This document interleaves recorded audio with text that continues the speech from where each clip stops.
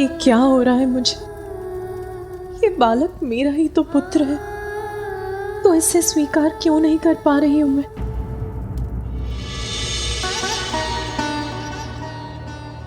मैं चिंतित हूं महादेव। देवी पार्वती ने अभी तक अपने पुत्र को नहीं अपनाया है।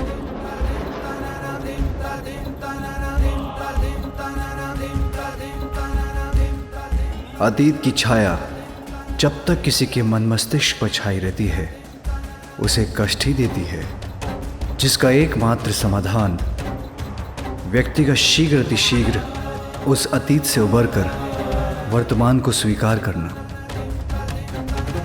अपने अतीत के प्रति देवी पार्वती का मोह भी अवश्य टूटेगा।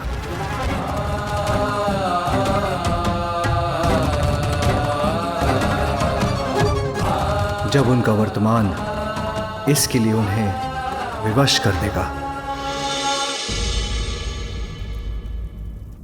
माँ, आप कहाँ जा रही हैं माँ? रुकिए ना माँ, मैं यहाँ हूँ। इधर देखिए माँ, आपने ही अपनी कल्पना से मुझे बनाया है माँ। कल्पना में माता के छवि है एक प्यारी, रचने लगी उंगलियां छवि चित्र मनोहारी। इसलिए मैं आपका ही पुत्र हूँ और आप मेरी माँ हैं। किंतु महादेव, देवी पार्वती कैसे स्वीकार करेंगे अपने पुत्र को? ब्रह्मदेव, एक बालक तो अपनी माता के हृदय का ही अंश होता है। अपने हृदय को भला कोई कैसे नकार सकता है?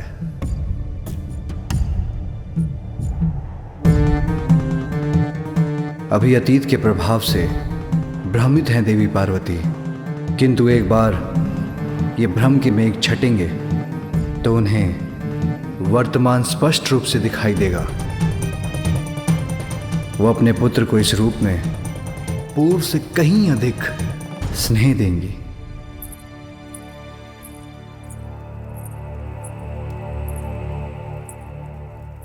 माँ, मैं इधर हूँ।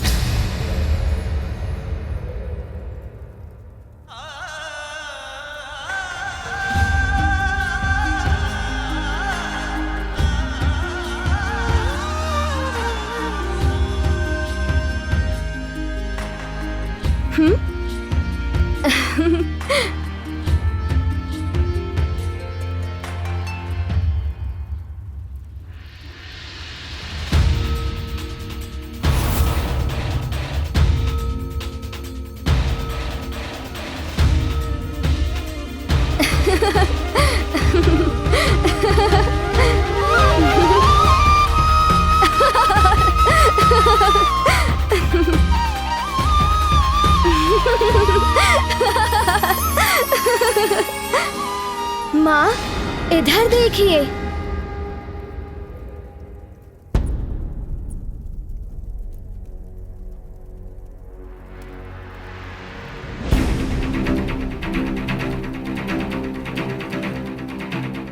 माँ, मैं तुम्हें नहीं पहचानती, तुम मेरे पुत्र नहीं।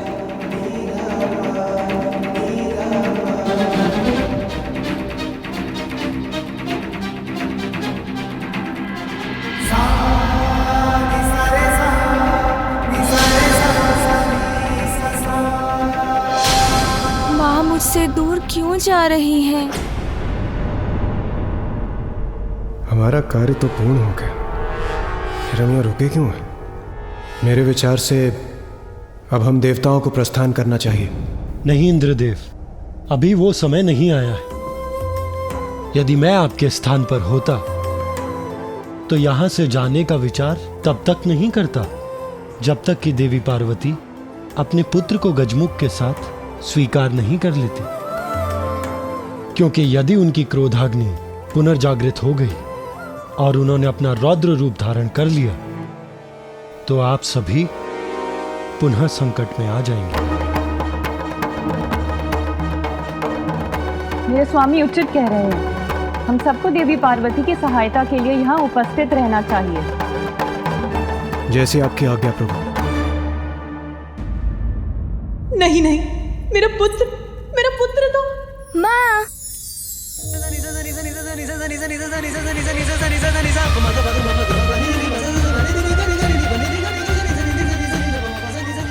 आइए ना, आइए ना माँ, शीघ्र आइए ना माँ, मैं ही हूँ आपका पुत्र। माँ, कहाँ जा रही है माँ? रुकिए ना माँ, मैं यहाँ हूँ, इधर देखिए माँ।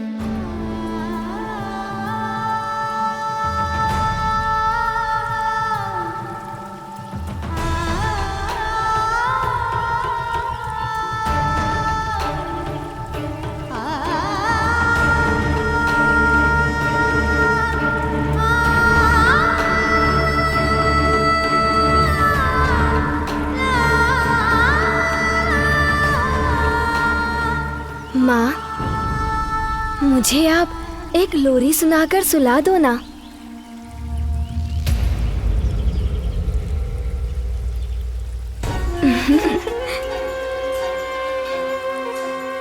माँ, मुझे स्मरण है, आपने मुझे लोरी सुनाकर सुलाया था। आज भी मुझे लोरी सुनाकर अपनी गोद में सुला दीजिए ना माँ।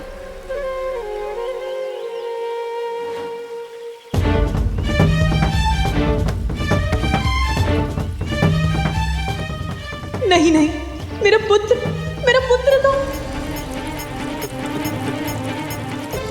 माँ,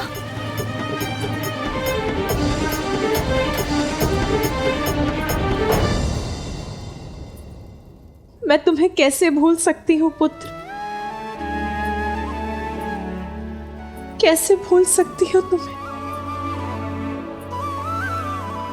जब तक तुम्हारी स्मृतियां मेरे सामने रहेंगी मैं तुम्हारे इस गजमुख को कैसे अपनाऊंगी।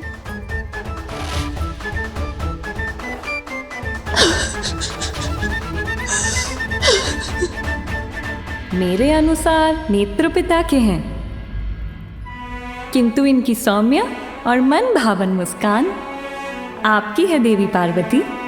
कितनी मनमोहक मुस्कान है, जैसे चारों दिशाओं को प्रकाशित कर रही हो। आओ पुत्र, यहाँ आओ, मैं तुम्हारा जीवन धन धान्य से संपन्न कर दूंगी। इतनी प्रशंसा मत कीजिए इनकी। इतनी प्रशंसा से कहीं किसी की कुदृष्टि ना लग जाए। पुत्र,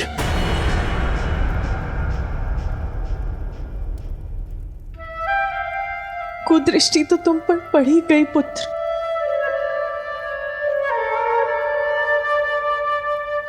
माँ,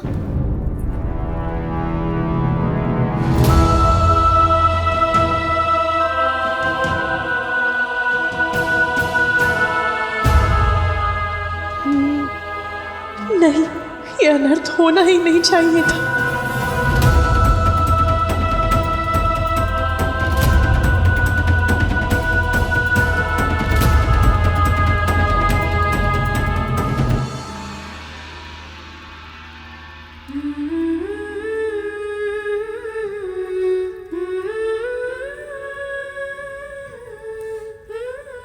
मैं मन से प्रयास कर भी रही हूं,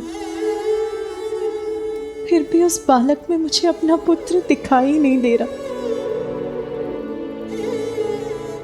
उसके प्रति मेरा स्नेह, मेरा वात्सल्य उमड़ ही नहीं रहा।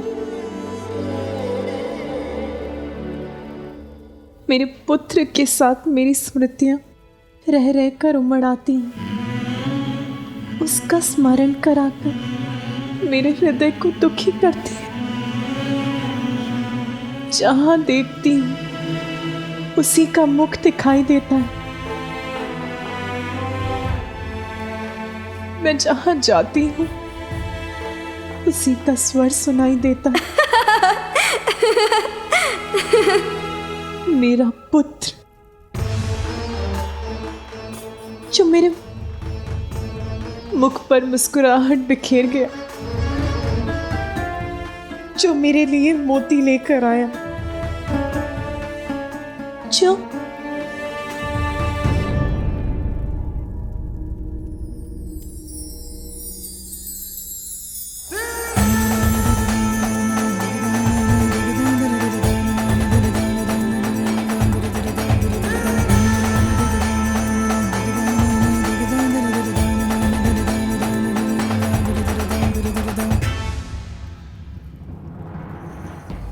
माँ,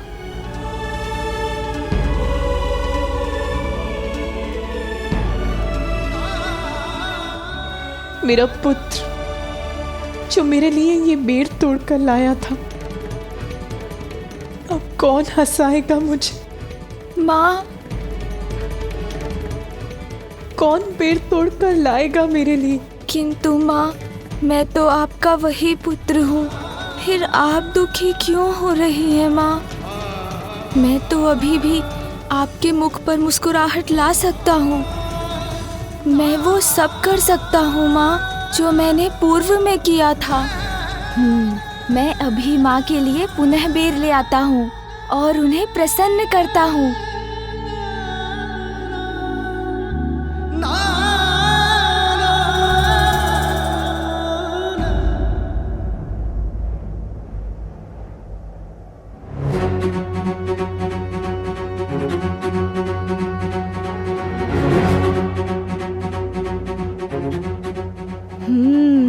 यहीं से तोड़कर वो बेर मैं ले गया था।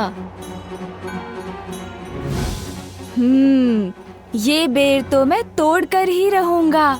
माँ पुनः प्रसन्न हो जाएंगी।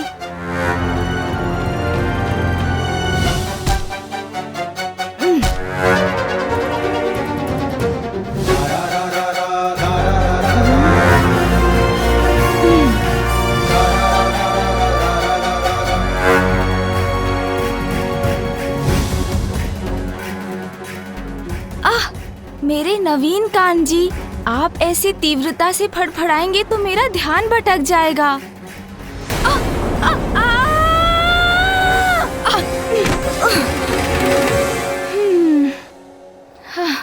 देखा ना कान जी, कैसे धड़ से गिर गए हम।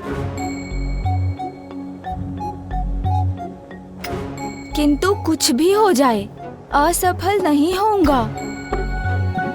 माँ को मनाने के लिए बेर तो अवश्य तोड़कर ले जाऊंगा।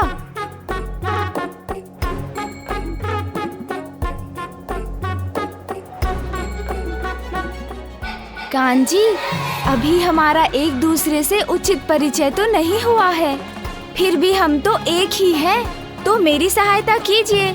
इतना तीव्र मत फड़फड़ाया कीजिए।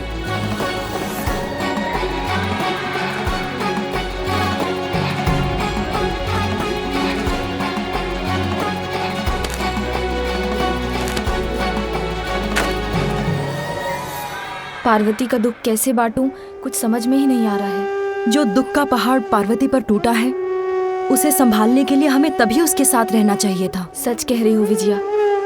उस बालक को देखकर अपने अशांत मन को शांत करने के लिए हम तो इतनी दूर निकल आई हैं, परंतु हमें अविलंब ही पार्वती के पास पहुंचना होगा।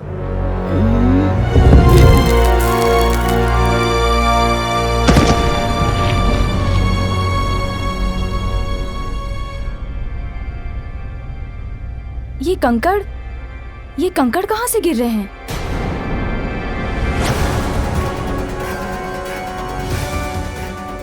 अरे बालक, वहाँ कहाँ चढ़ रहे हो? क्या करने का प्रयास कर रहे हो तुम? अरे बालक नीचे आओ, चोट लग जाएगी। मुझे लगता है हमें अतिशीघ्र पार्वती के पास पहुंचकर ये बताना चाहिए। ये बालक, चलो।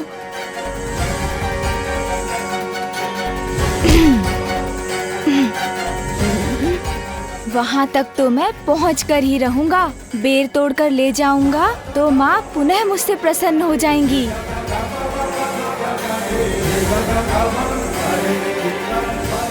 अरे सूंड जी, अभी कान जी को समझाया था, तब आपने सुना नहीं। आप सभी नवीन अंगों को एक एक करके समझाना पड़ेगा मुझे। इतना महत्वपूर्ण कार्य है, उसमें मुझे रोकिए मत, सहायता कीजिए मेरी। क्या बात है देवी, आप बहुत चिंतित प्रतीत हो रही हैं। वो देवी पार्वती का पुत्र उस कठिन पहाड़ी पर चढ़ने का प्रयास कर रहा है। यहाँ खड़े मत रहिए, जाके शीघ्र ही महादेव को बताइए कि उनके पुत्र के प्राण संकट में हैं। जाइए, चलो। शीघ्र चलो पार्वती, तुम्हारा पुत्र तो पर्वत पर चढ़ रहा है। इतनी ऊंचाई से अगर वो गिर गया तो ज्ञात नहीं क्या होगा।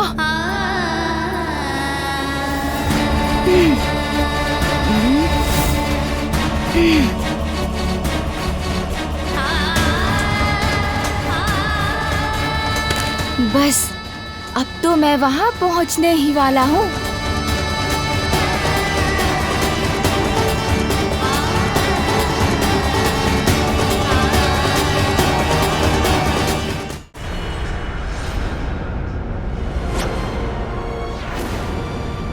रुक जा।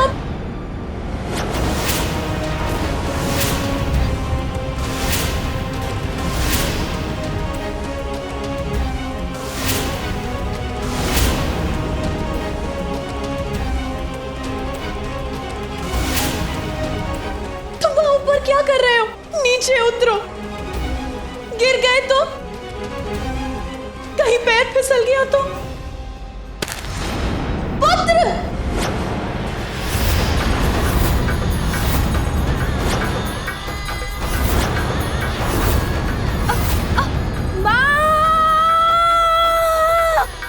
मैं माँ के लिए बेर नहीं तोड़ सका। माँ!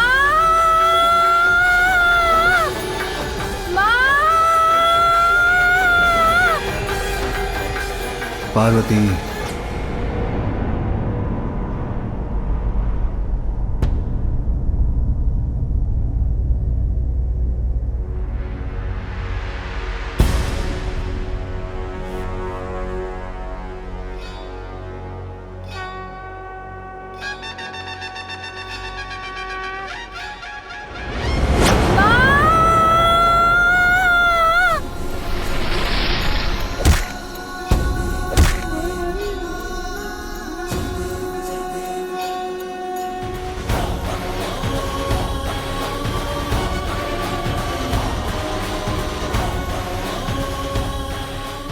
गिरने से तो बच गया, किंतु अभी भी उस पर संकट छाया है। वहीं अधर में लटका है वो। माँ, इधर देखिए ना माँ। कुछ भी तो नहीं हुआ मुझे। मैं तो पूर्ण रूप से सुरक्षित हूँ माँ।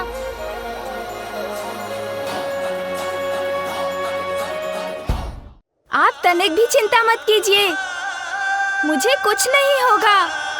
मैं तो आपके साथ रहने आया हूँ माँ, आपसे बिछड़ने के लिए नहीं।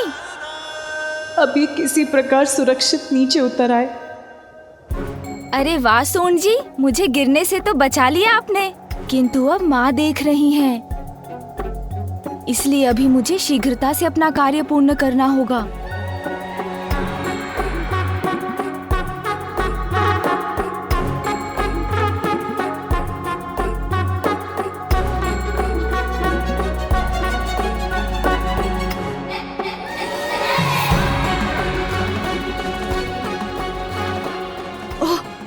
संतुलन बिगड़ा तो संकट में पड़ जाऊंगा। यहाँ तो एकाग्र होकर संतुलन बनाकर चलना होगा।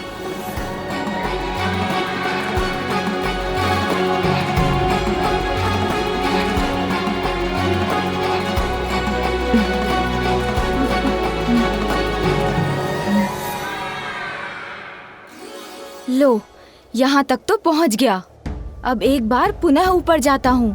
स्वामी, ये पुनः ऊपर क्यों चढ़ रहा है? आप उसे रोकने के लिए कुछ कर क्यों नहीं रहे? कुछ कहिए स्वामी, कुछ करिए। उसे किसी प्रकार से सुरक्षित नीचे लौटा लाइए। महादेव, देवी पार्वती अपने पुत्र को लेकर चिंतित है और उसकी रक्षा की गुहार लगा रही है, इसलिए आप इस तरह शांत ना रहिए।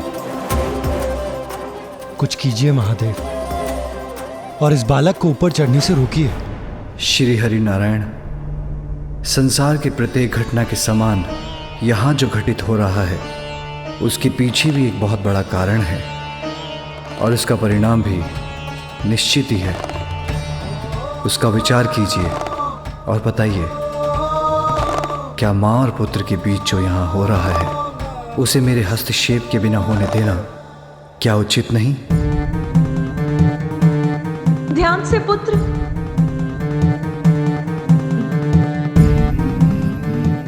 उचित है महादेव, उचित है। माता को अतीत के मोह से बाहर निकालकर वर्तमान का सामना कराने के लिए यदि कोई समर्थ है तो वो है ये बालक। इसलिए आप जो कर रहे हैं वो उपयुक्त है।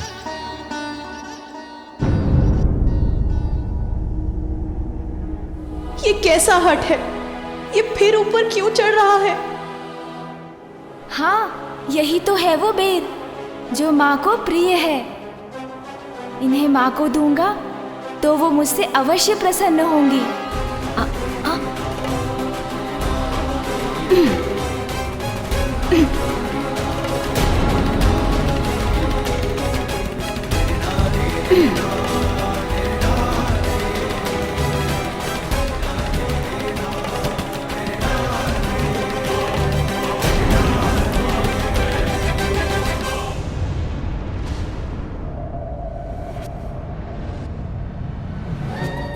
हाँ, यही तो है वो बेर जो माँ को प्रिय है। अच्छा सून जी, समझ गया। और बाहर पड़ा तो ये डाल टूट जाएगी, फिर तो हमें ये बेर मिलकर ही तोड़ने होंगे।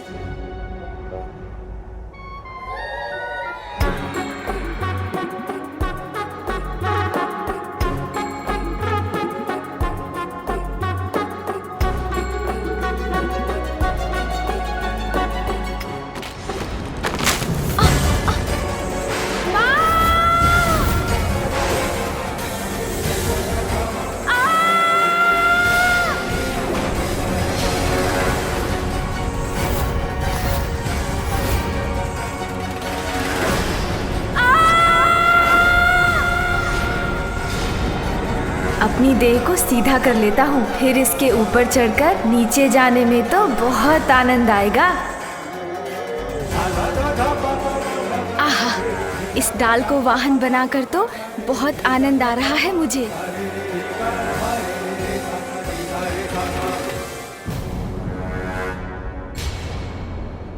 अरे, अब ये शिला कहाँ से आ गई? मुझे इससे बचने के लिए तो कुछ करना होगा।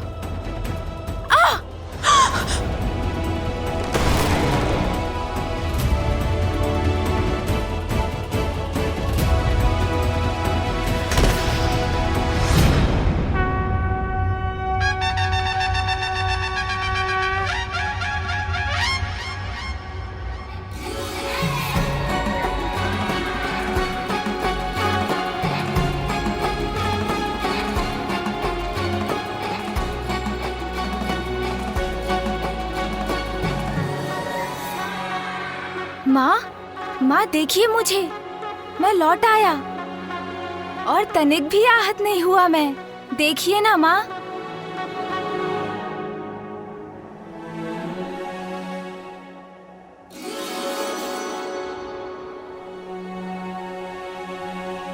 ये क्या करने का प्रयास कर रहे थे तुम?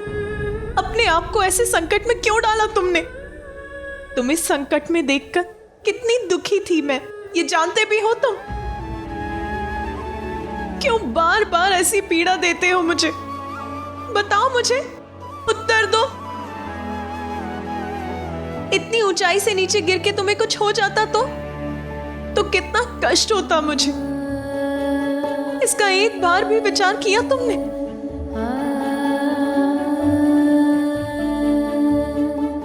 माँ तो सदैव माँ ही रहती है। संतान के प्रति उसका स्नेह कभी कम नहीं होता। देवी पार्वती को अभी आभास नहीं है, किंतु उनका पुत्र प्रेम अधिक समय तक छिपा नहीं रह सकेगा। माँ, मैं तो आपके लिए कुछ लेने गया था। मेरे लिए? अच्छा दिखाओ मुझे, क्या लेने गए थे? दिखाओ क्या है तुम्हारे हाथ में? माँ, मैं तो आपके लिए बेर लेने गया था।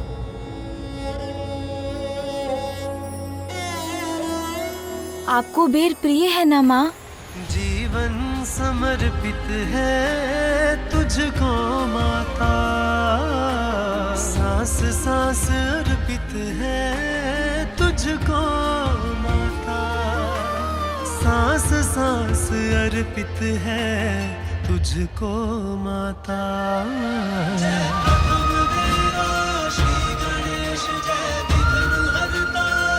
ये लीजिए बेर माँ। माँ, मैं तो आपका वही पुत्र हूँ। मैं आपके लिए कभी भी बेर तोड़ कर ला सकता हूँ, आपकी सेवा कर सकता हूँ माँ।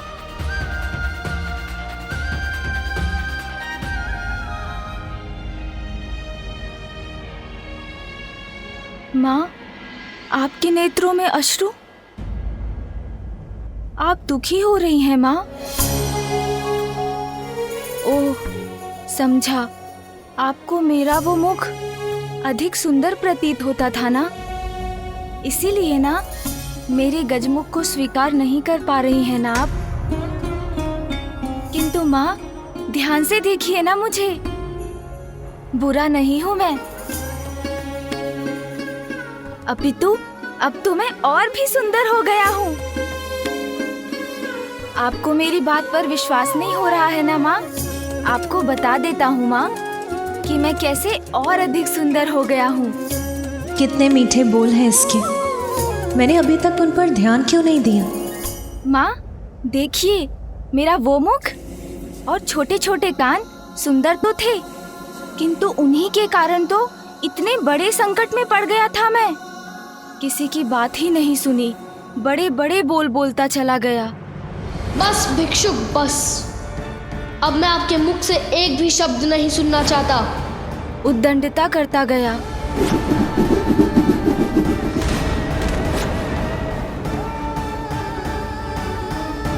और पिताश्री को वो मेरा अहंकार से भरा शीश नष्ट करना पड़ा।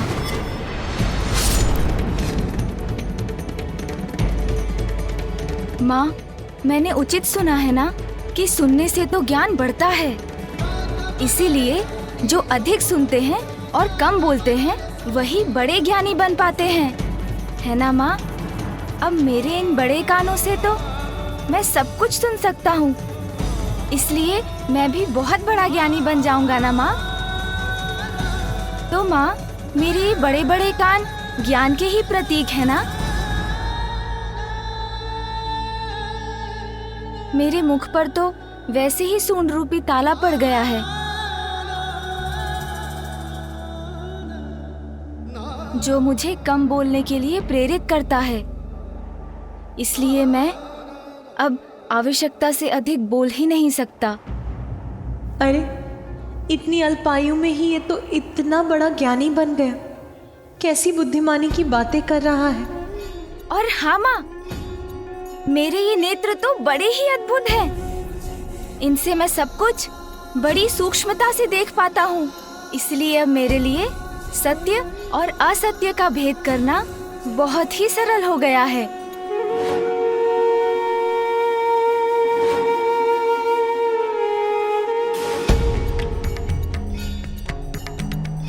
जिन नेत्रों से मैं अपने पिता को नहीं पहचान सका, एक बार किसी जलाशय में स्वयं को झांक कर देखिए, भिक्षुक या बहरूपिया ही प्रतीत होते हैं।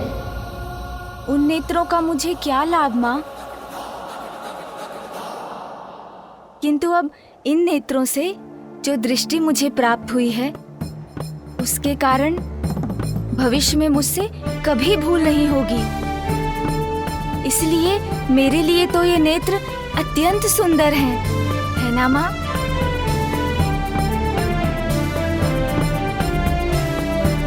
क्योंकि मेरे ये गज नेत्र तो सूक्ष्मता के प्रतीक हैं।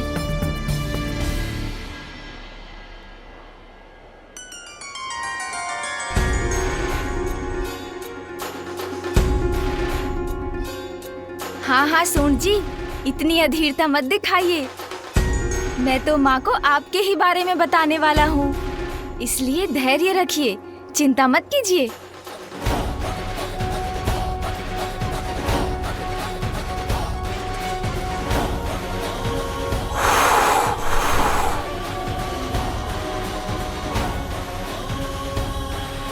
देखा ना माँ आपने, कैसे मेरी सूंड ने इन बेर पर से धूल हटा दी। जो बुरा है उसे हटाकर अच्छे को अपनाने में मेरी सहायता करती है मेरी सूंड। इसलिए मेरी सूंड तो अज्ञानता को मिटाकर ज्ञान को ढूंढने की प्रतीक है माँ। सत्य कहते हो, बड़ी मनोहर है तुम्हारी सूंड। और मेरा ये विशाल गज मस्तक माँ, ये तो बुद्धिमता और ऐश्वर्य दोनों का ही प्रतीक है, क्योंकि गज के मस्तक पर तो स्वयं देवी लक्ष्मी का वास होता है। क्योंकि जो बुद्धिमान है वो तो अपनी बुद्धि से ही सब कुछ प्राप्त कर लेता है ना माँ?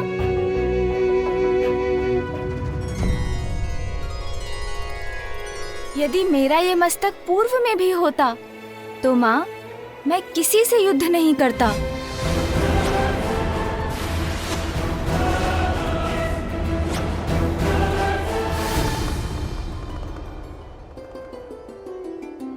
क्योंकि तब तो मैं अपनी बुद्धि का प्रयोग करता ना माँ। अब देखिएगा, इस मस्तक के कारण कभी आपके पुत्र का कोई अहित नहीं होगा।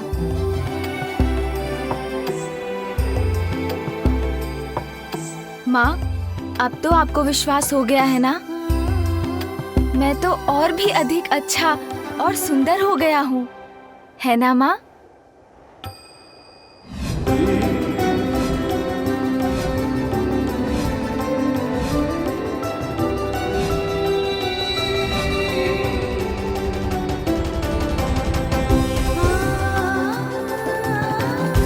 इसका यही रूप तो सर्वप्रथम मेरी इस कृति के रूप में उजागर हुआ था। मैं इसे फिर भी नकार रही थी। इतनी निष्ठुर कैसे हो गई मैं? वो प्रकाश जो आपके चित्र से निकला, वो आपकी इच्छाओं का ही साकार रूप था। आपकी कामना ने आकार लेकर आपको अपना आभास कराया है। आपकी ये बिगड़ी हुई कृति भी निकट भविष्य में आपकी इच्छा पूर्ति का ही शुभ संकेत है।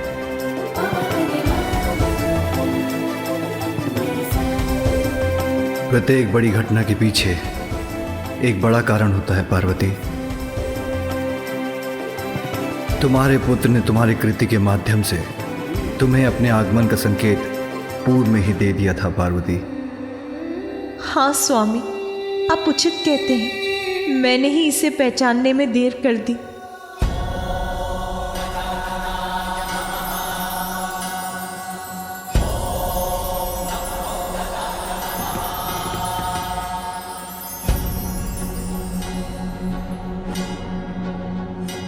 अब किसी भ्रम में नहीं रहूंगी।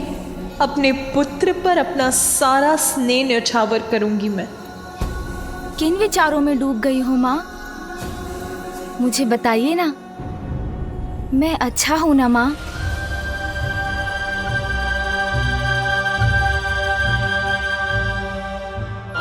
इस संपूर्ण संसार में तुमसे अच्छा और तुमसे सुंदर कोई नहीं है पुत्र।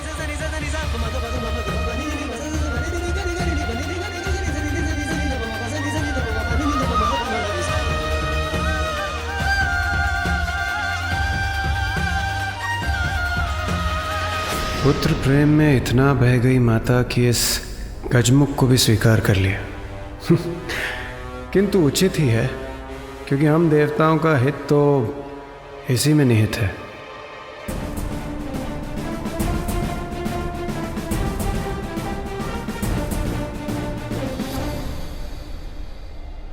पुत्र, अब मैं तुम्हें कभी अपनी आंचल की छांव से दूर नहीं जाने दूंगी। तुम्हें अपने पास रखकर सदा तुम्हारा ध्यान रखूंगी, तुम्हारी रक्षा करूंगी।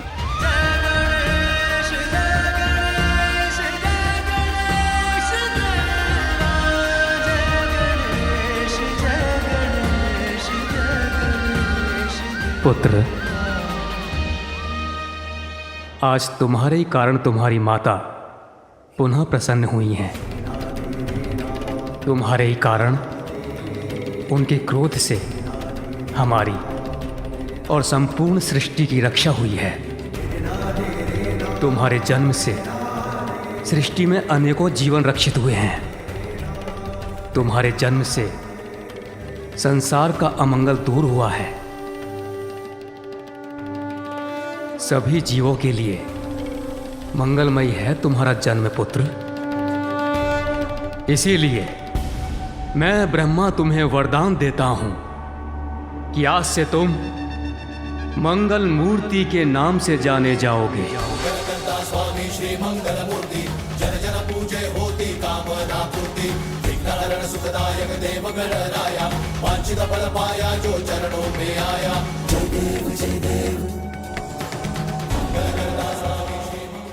परम पिता ब्रह्मा आशीष जो दिए, मंगल मूर्ति श्री गजानन हुए। जगमग प्रकाश प्रति ओर हो गया, उल्लासित प्रत्येक छोर हो गया।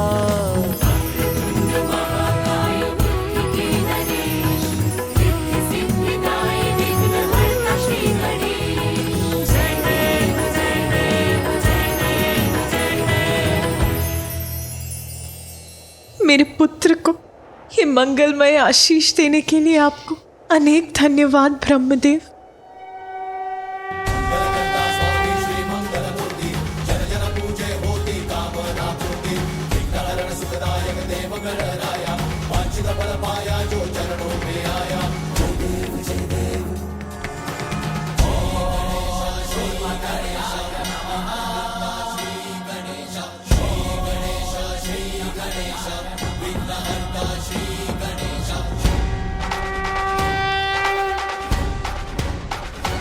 आशा है अब सब मंगल होगा, कोई संकट उत्पन्न नहीं होगा।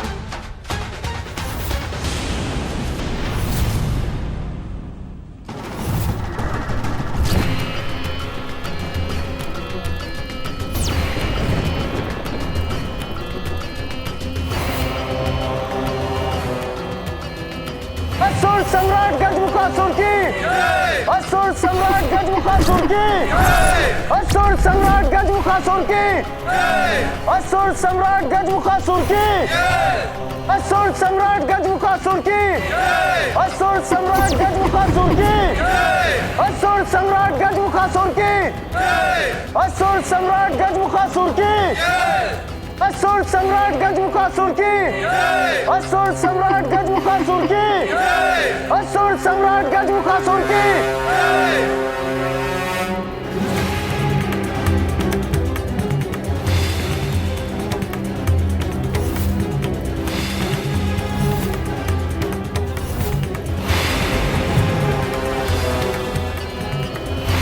असुर सम्राट गजमुखासुर की, असुर सम्राट गजमुखासुर की, असुर सम्राट गजमुखासुर की, असुर सम्राट गजमुखासुर की।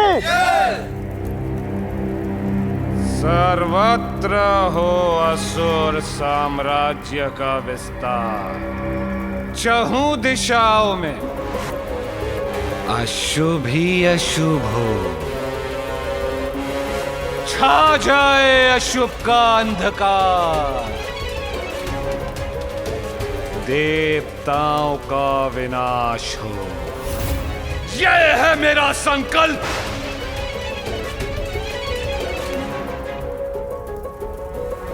गजासुर के बाद अब मैं हूं पाताल लोक का सम्राट। देवताओं को नष्ट करेंगे हम, सभी लोगों पर छा जाएंगे, असुर विजयी होंगे। असुर महानायक गजमुखासुर की, असुर महानायक गजमुखासुर की।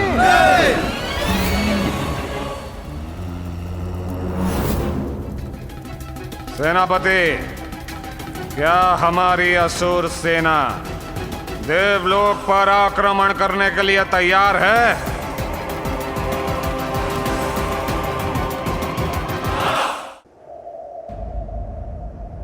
देवी पार्वती, संतान के जन्म के पश्चात कुछ अन्य रीतियां भी निभानी अनिवार्य हैं, जैसे छठी, नामकरण और अन्नप्राशन।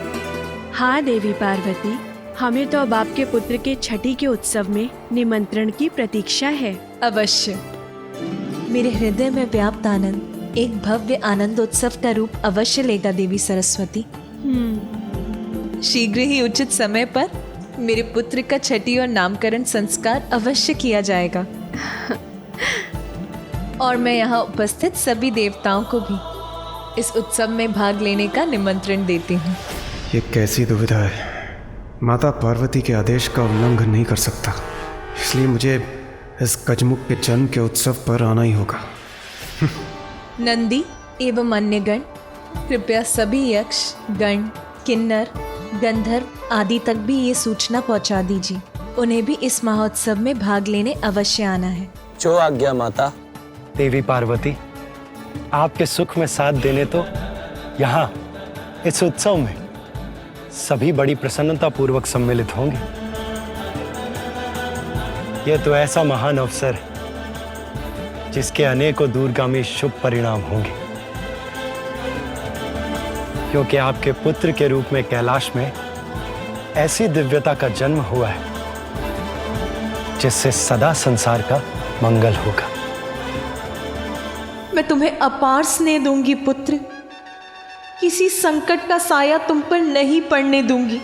असुर सम्राट गजमुखासुर, देखिए मुझे और देखिए हमारी सेना का उत्साह। असुर सम्राट गजमुखासुर, आपके नेतृत्व में हमारी असुर सेना कहीं भी आक्रमण करने के लिए तैयार है, क्योंकि इससे अधिक तैयारी की भला हमें क्या आवश्यकता।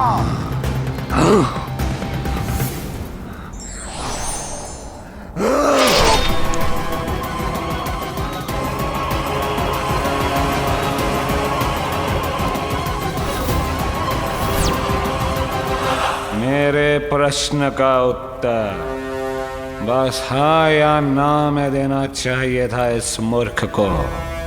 किसी अन्य के अधिक बोल नहीं सहन कर सकता मैं। जितना पूछूं उसके उत्तर से अधिक बोलने वाले को भयंकर दंड देता हूं मैं, यमलोक भेज देता हूं उसे।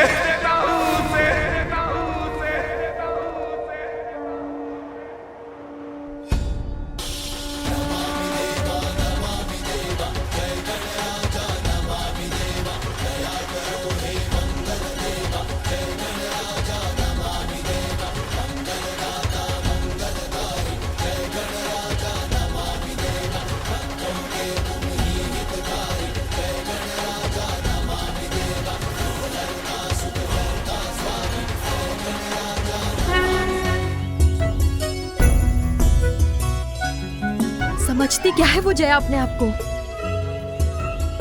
मैंने उसे प्रतीक्षा करने के लिए कहा तो भी नहीं रुकी, पार्वती का आसन सज्जित करने में लग गई। मुझसे हमेशा स्पर्धा करने में क्यों लगी रहती है वो? बहुत तीव्र सुगंध आ रही है, कुछ तो अवश्य है यहाँ।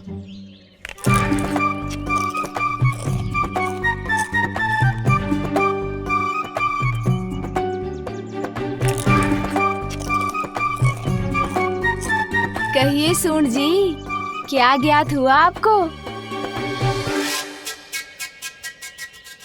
क्या वहाँ उस दिशा में, उस शिलाखंड के पीछे?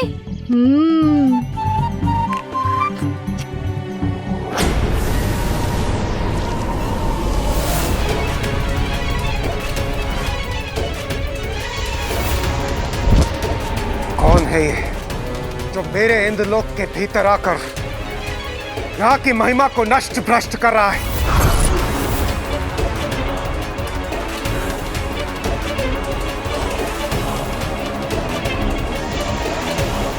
कौन है ये जो यहाँ के वातावरण को प्रदूषित कर रहा है? कौन है? देवराज इंद्र, बाहर आओ।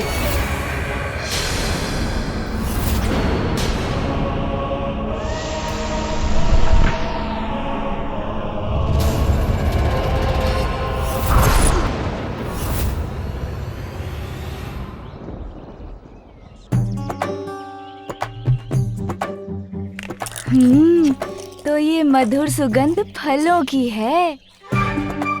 इतने सारे स्वादिष्ट फल ये अकेले अकेले खा रहे हैं।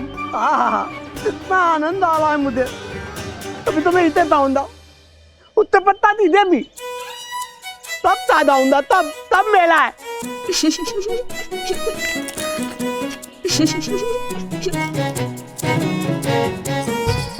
बस कोई मुझे यहाँ देखते मेरे पल मानने ना आ जाए। मेले मनता भला में ये तो है यहाँ।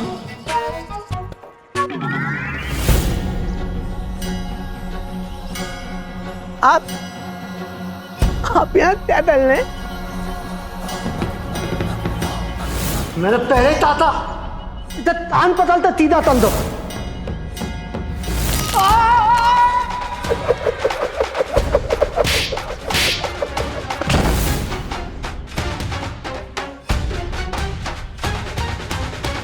चलो दिल बदल दिया इनका देता है।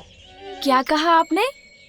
सुनिए सुनिए, मैंने ये था दिल बदल दिया इनका, ये अच्छा है। ओ अच्छा, अब समझा। ये कहा था आपने। चलो सिर बदल गया इनका, ये अच्छा है। इतने तुद्धिमान है आप, इतनी जल्दी समझ गए।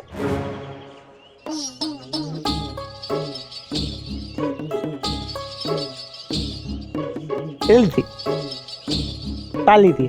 नहीं नहीं, इसे मैं नहीं खाऊंगा, इसे आप ही खा लीजिए और अन्य सभी मैं रख लेता हूँ मेरे उदर में।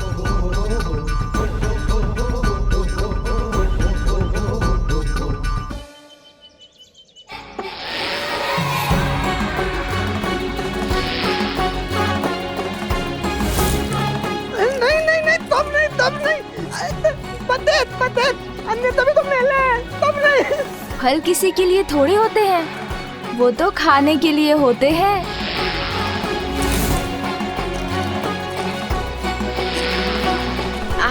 आनंद आ गया। लुच्ची लुच्ची, ये तो तोड़ दीजिए।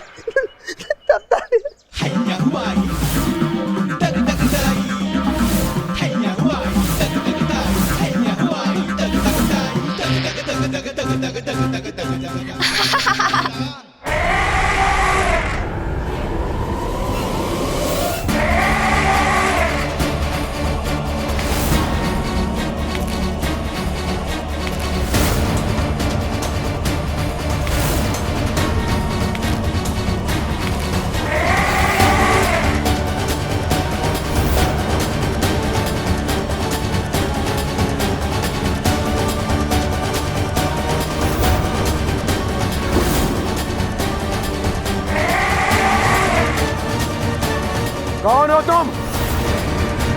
तुमने मेरे देवराज इंद्र के इंद्रलोक में प्रवेश करने का दुस्साहस कैसे किया तुमने?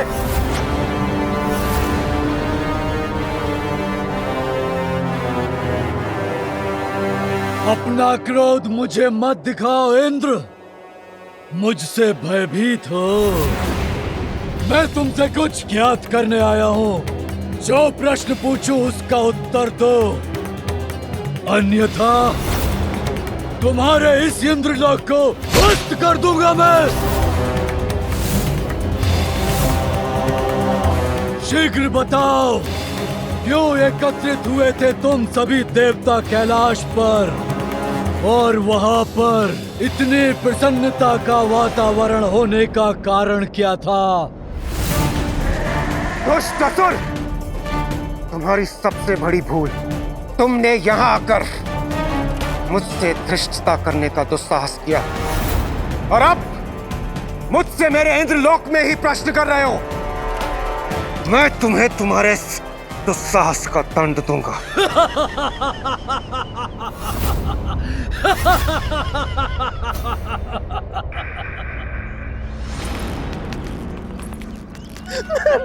फल दादा, मेरा फल दादा। कितने स्वादिष्ट फल थे, आनंद आ गया। आपका अनेकों धन्यवाद। मैं तो यह देना था आपको।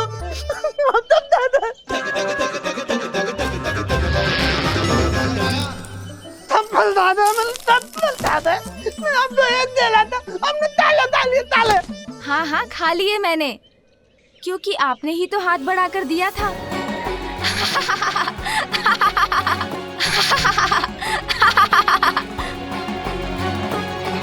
माता पार्वती से पूछ लो, मेरे फल दादा है और मतलब ही है।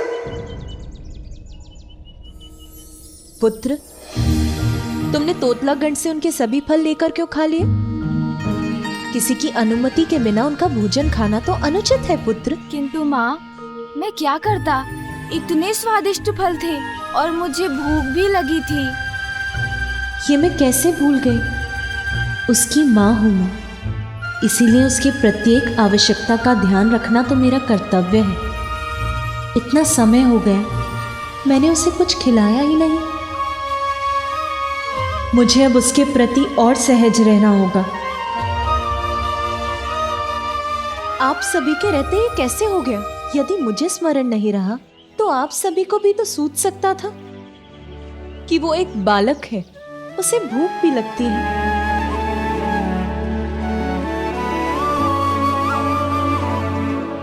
अब यहाँ खड़े मत रहिए, शीघ्र जाकर कुछ प्रबंध करिए। माता, लड्डू बन गए हैं, मैं अभी ले आता हूँ। नंदी, अभी बालक का अन्नप्राशन नहीं हुआ है, ये तो ज्ञात है ना आपको।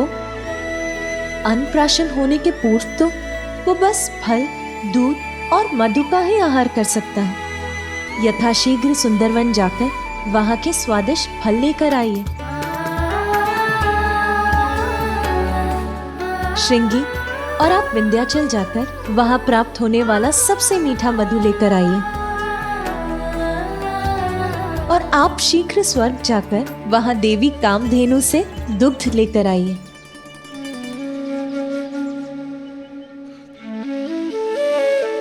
अरे, आप सब यहीं खड़े क्यों हैं? मेरा पुत्र भूखा है, विलंब मत कीजिए, जाओ और शीघ्र लेकर आओ। जी माता।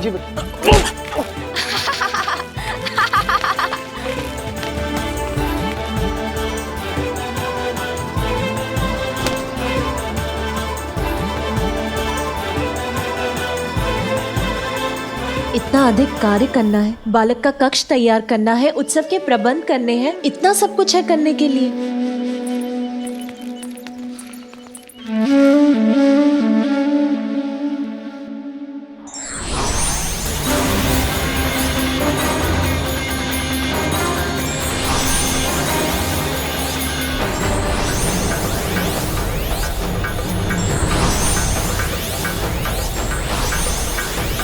मूर्ख देवताओं, मेरी शक्ति का अनुमान नहीं है तुम्हें। मुझसे संघर्ष करने का निर्णय किया है तो उसके दुष्परिणाम अवश्य भुगतोगे तुम सभी।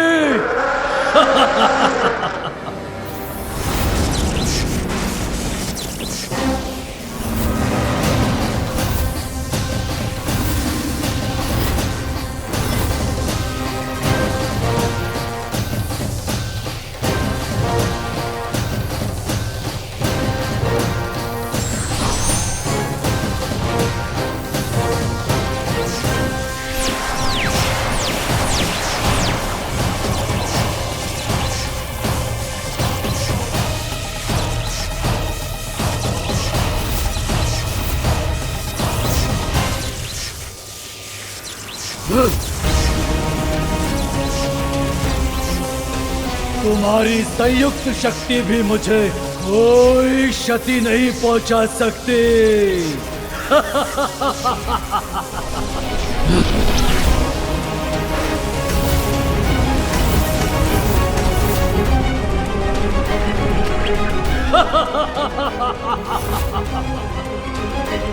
इसने तो हमारा वार हम पर ही लौटा दिया। ये कैसे संभव है? मूर्ख देवताओं, अब मेरे वार का सामना करो।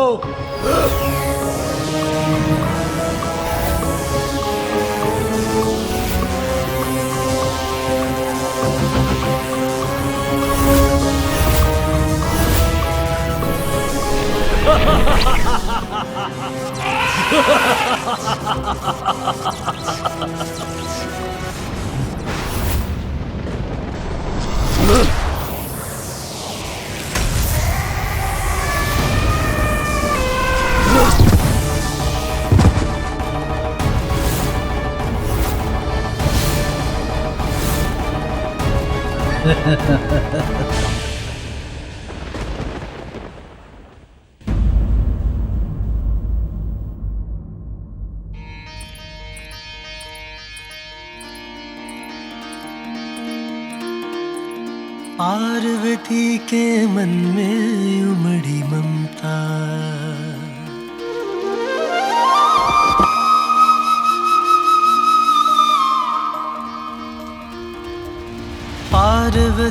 के मन में उमड़ी ममता,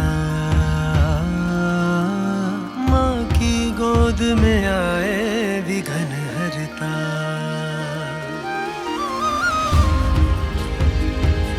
मेरे पुत्र को अपने जीवन के आरंभ में ही इतनी कठोरता का सामना करना पड़ा है, किंतु अब मैं उसका जीवन कोमलता से भर दूंगी, उसे कोई कष्ट नहीं होने दूंगी।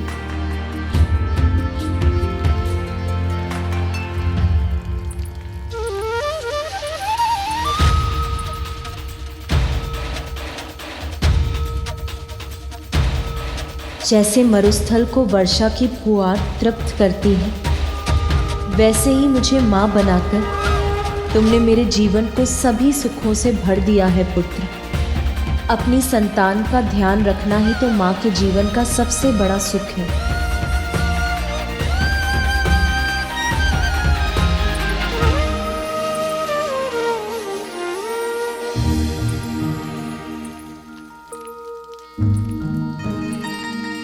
क्या हुआ है माँ को? मुझे देखकर मन ही मन कुछ सोचकर मुस्कुरा रही थी और अब बिना कुछ कहे कहीं जा रही है। देखता हूँ।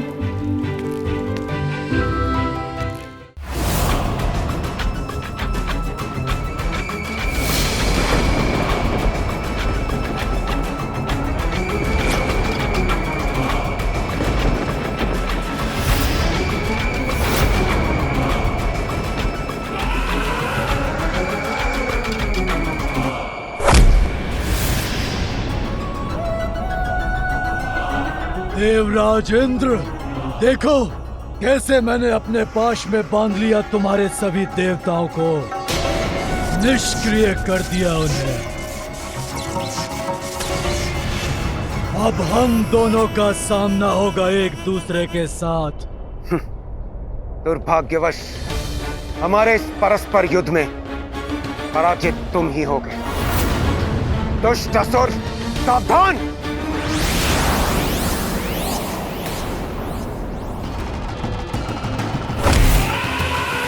शब्दों से नहीं, योद्धा हो तो अपने अस्त्र से पराजित करो मुझे, किंतु तुम्हारे वज्र प्रहार का भी कोई प्रभाव नहीं हुआ मुझ पर।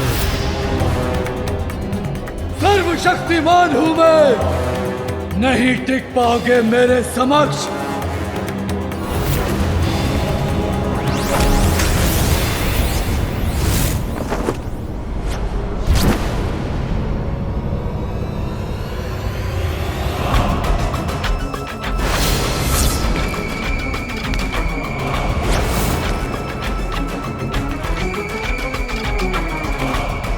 मेरा वज्र भी इस पर कोई प्रभाव नहीं डाल सका और इसने इतनी सहजता से मुझे गिरा दिया, किंतु मैं इसे नहीं छोड़ूंगा।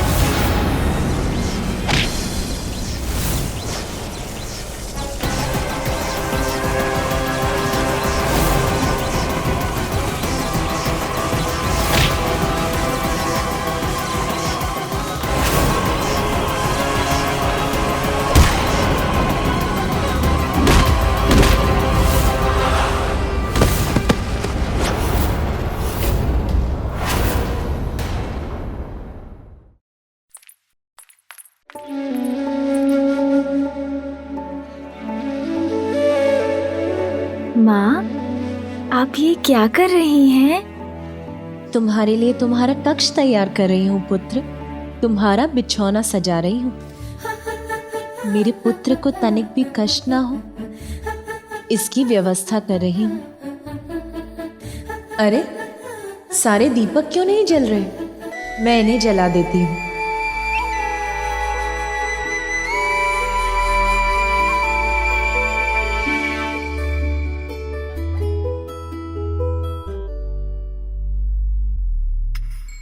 पिताश्री, माँ, कितनी लंबी और घनी जटाएं हैं पिताश्री की, किंतु उनके पीछे एक बहुत बड़ा कारण है। क्या वो ज्ञात है आपको माँ? पुत्र, अब मुझे मेरे कार्य करने दो, तुम बाहर जाकर क्रीड़ा करो। कहिए ना माँ, आपको ज्ञात है क्या? मैंने उचित समझा था, आपको कैसे ज्ञात होगा? मैं बताता हूँ। नंदी जी है ना, उन्होंने मुझे बताया था कि एक बार पिताश्री ने अपनी इन जटाओं में माँ गंगा को ही समाहित कर लिया था। ऐसे हैं मेरे पिताश्री।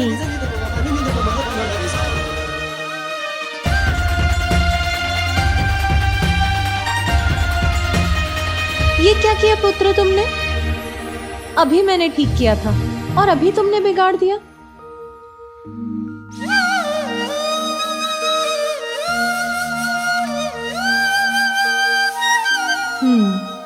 अब इसका कक्ष तो ठीक हो गया। अब रसोई देख लेती हूँ, किंतु रसोई में तो अभी अनेकों कार्य करने को शेष है। यदि ये इसी प्रकार मुझे तंग करता रहा तो एक भी कार्य पूर्ण नहीं होगा। किसे बुलाऊं इसका ध्यान रखने के लिए? महाबलशाली महायोद्धा असुर सम्राट हूं मैं। तुम्हारी शक्ति मुझे स्पर्श भी नहीं कर सकती, किंतु मैं एक ही क्षण में तुम्हारा भक्षण कर सकता हूँ। त्रिलोकों में कौन है ऐसा जो मुझसे तुम्हारी रक्षा कर सके?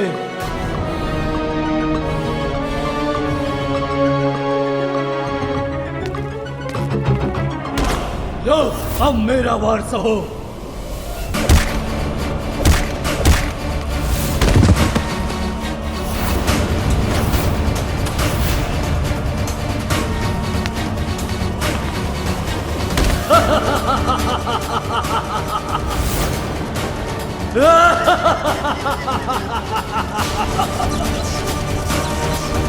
इंद्रदेव को मेरे समक्ष लाचार और विवश देखकर आनंद आ रहा है।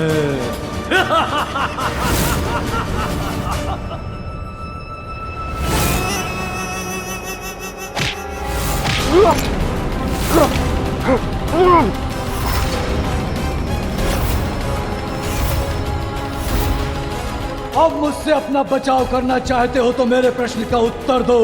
क्या कर रहे थे तुम सभी देवता कैलाश पर? बताओ, अन्यथा। ये दुष्ट क्यों जानना चाहता है कैलाश में क्या हुआ? मैं कदापि नहीं बताऊंगा इसे। बताओगे, अवश्य बताओगे इंद्र। तुम्हारे मन को वश में कर विवश कर दूंगा तुम्हें। मेरे नेत्रों में देखो देवराज, शीघ्र बोलोगे अब। वो बालक माता पार्वती और भोलेनाथ का पुत्र है।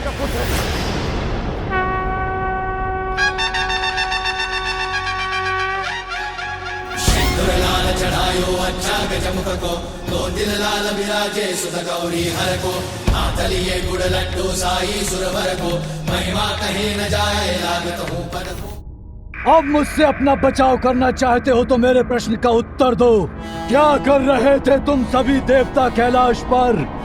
बताओ, अन्यथा। ये दुष्ट क्यों जानना चाहता है कि कैलाश में क्या हुआ था? ये मेरे साथ कुछ भी कर ले, किंतु मैं ऐसे कुछ भी नहीं बताऊंगा। बताओगे? मैं जो पूछूंगा तुम उसका उत्तर अवश्य दोगे इंद्र, क्योंकि मैं तुम्हारे मन को अपने वश में कर विवश कर दूंगा तुम्हें। देखो मेरे नेत्रों में देवराज, अब शीघ्र ही बोलना प्रारंभ करोगे तुम।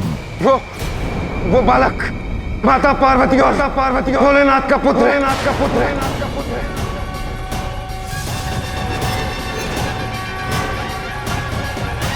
तो सिंगिका ने उचित कहा था, ये कैसे हो सकता है? ये क्या हुआ था? मुझे बोलने पर बाध्य कैसे कर दिया इस दुष्ट ने? किंतु अब मैं इससे लड़ूंगा।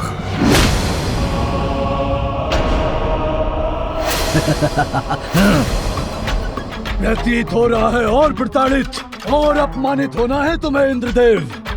तुम्हें निराश नहीं करूंगा।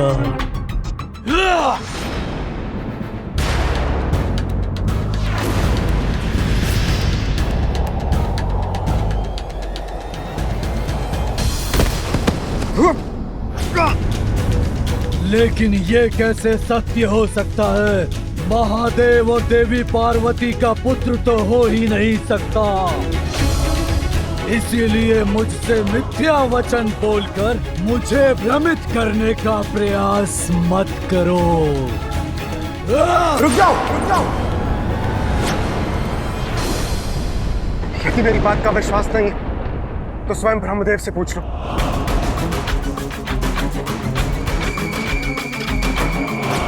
ब्रह्मदेव,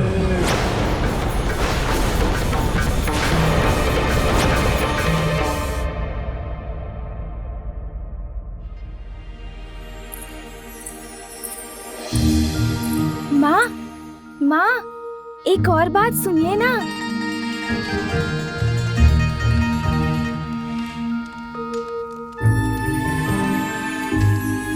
और माँ, एक और बात, पिताश्री का तीसरा नेत्र। हम सभी के पास तो 2 ही नेत्र हैं। पिताश्री के पास एक तीसरा नेत्र भी है, जानती हैं आप? हाँ। माँ तो ध्यान ही नहीं दे रही। वो तो अपने कार्य में इतनी व्यस्त है कि मेरी तो कुछ सुन भी नहीं रही। अपना कार्य कैसे पूर्ण कर पाऊंगी मैं यदि इसी प्रकार मेरे पीछे पीछे आता रहा मेरा पुत्र? माँ, नंदी जी ने मुझे बताया था कि यदि पिताश्री का तीसरा नेत्र खुल जाए तो फिर सभी कुछ नष्ट हो जाता है, प्रलय हो जाती है। ये प्रलय क्या होती है माँ? पुत्र, प्रलय तो तब होगी जब उसका समय होगा। किंतु ये तुमने क्या किया? अन्न गिरा दिया। अन्न से तो हमें भोजन प्राप्त होता है। प्राण वायु के समान जीवन का स्रोत होता है ये अन्न। इसीलिए हमें कभी भी अन्न का अपमान नहीं करना चाहिए। अब जो हो गया सो हो गया। अभी मैं ये अन्न इस पात्र में डाल देती हूँ, किंतु आगे से ध्यान रहे पुत्र। मुझे क्षमा कर दीजिए माँ।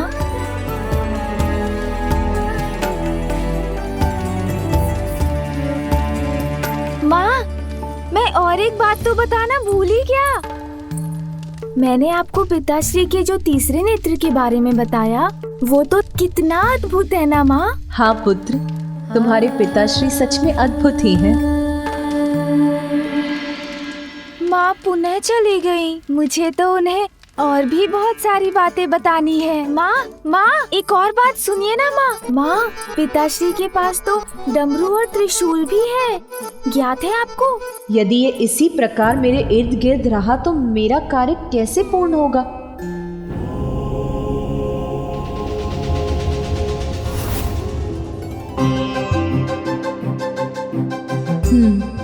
स्वामी को जैसे कोई चिंता ही नहीं है, अपने ध्यान में ही लीन है।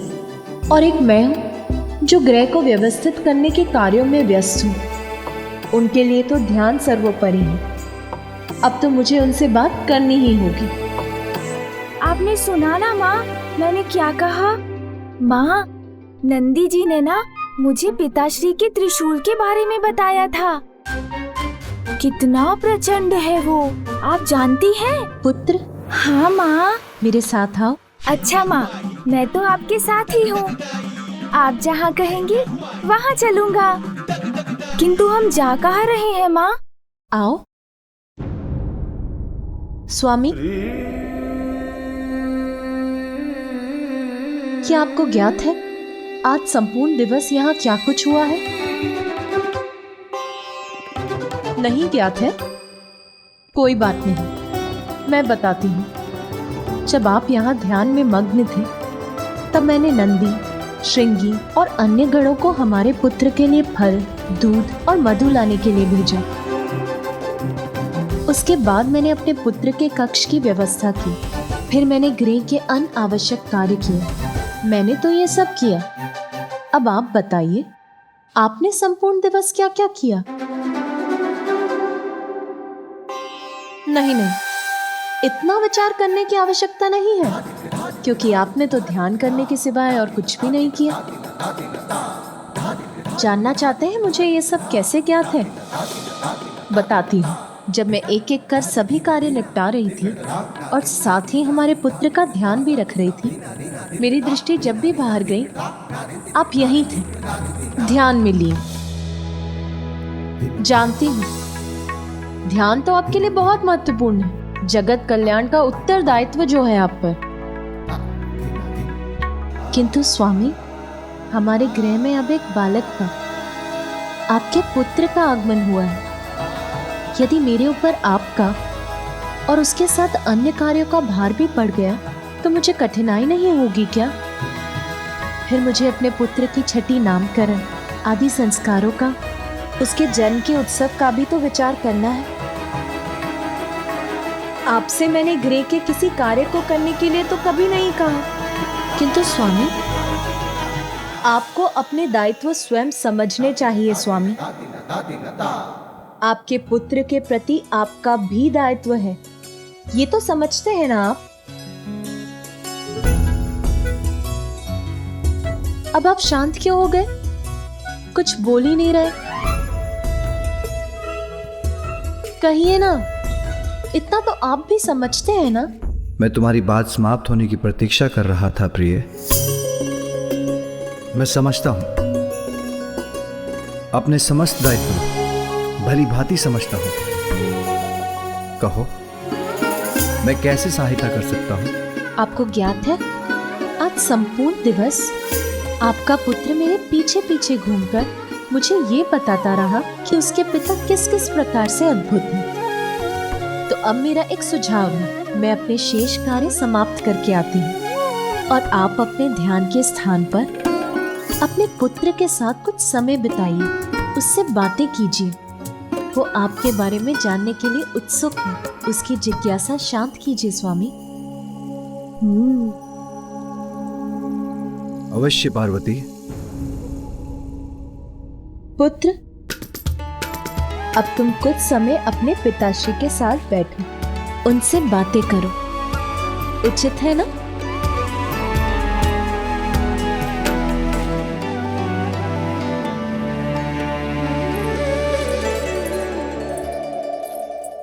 मेरे पिताश्री अब मुझे अपने आप को लेकर अनेक बातें बताएंगे, बहुत आनंद आएगा। आओ पुत्र।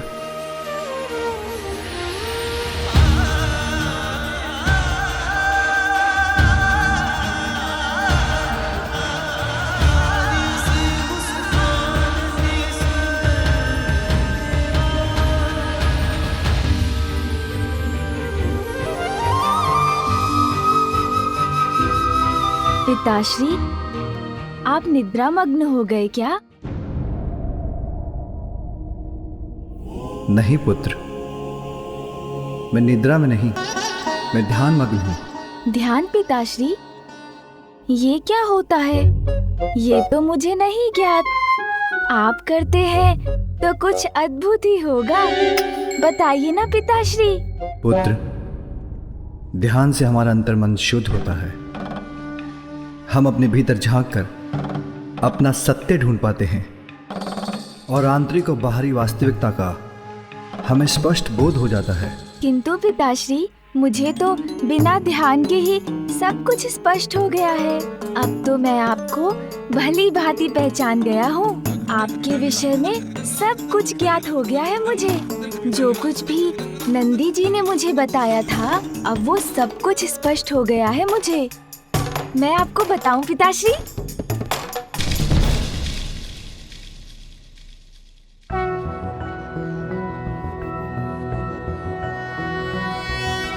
सृष्टि के आप ही नाथ, शिव शंभु जय भोलेनाथ। लंबी जटाएं हैं किए, गंगा को धार लिए। डमरू त्रिशूल है हाथ, त्रिनेत्र जय भोलेनाथ। सृष्टि के आप ही नाथ, शिव शंभु जय भोलेनाथ।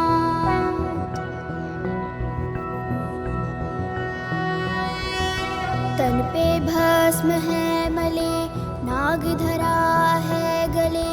रुद्राक्ष है क्षण है साथ, बम बोल बम भोलेनाथ। सृष्टि के आप ही नाथ, शिव शंभु जय भोलेनाथ।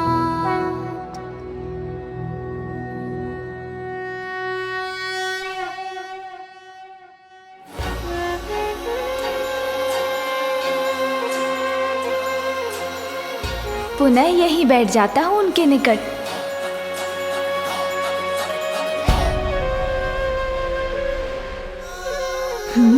पिताश्री के नेत्र तो पुनः बंद हो गए। अब मैं क्या करूं? माँ ने कहा था पिताश्री के साथ ही रहना तो उचित है। अरे ये क्या है? जो भी है बहुत सुंदर है, पकड़ लेता हूँ। अरे पकड़ में नहीं आ रहा।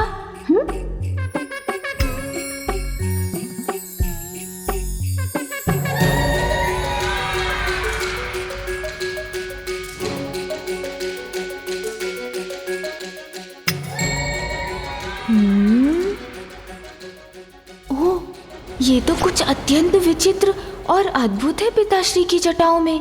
नंदी जी ने तो इसके विषय में कुछ बताया ही नहीं।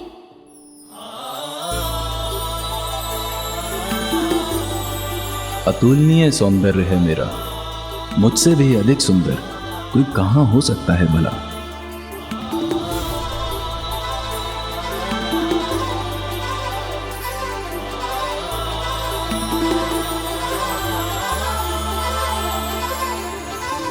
देख लो इसका स्पर्श कैसा होगा।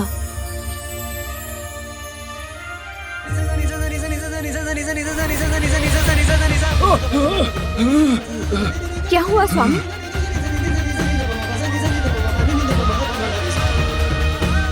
ये तो अनर्थ हो गया।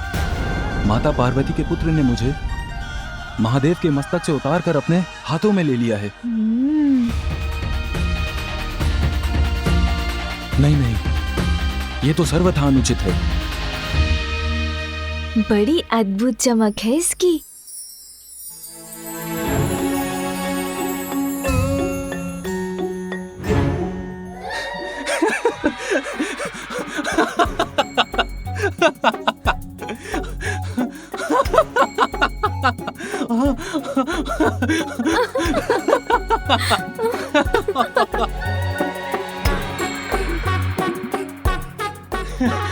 मत करो। किंतु स्वामी, मैं आपको कहाँ गुदगुदा रही हूँ? माता पार्वती का पुत्र मुझे गुदगुदा कर अब प्रताड़ित कर रहा है।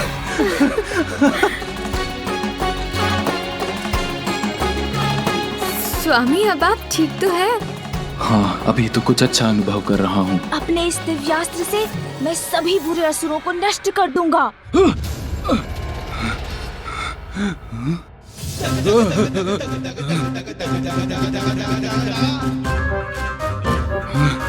मुझे तो इस क्रीड़ा में बहुत आनंद आ रहा है। पुनः उछाल कर देखता हूँ।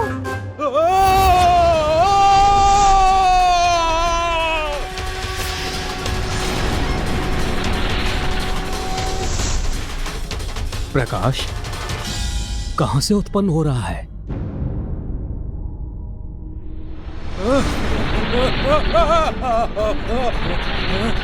ये चंद्रदेव क्या कर रहे हैं?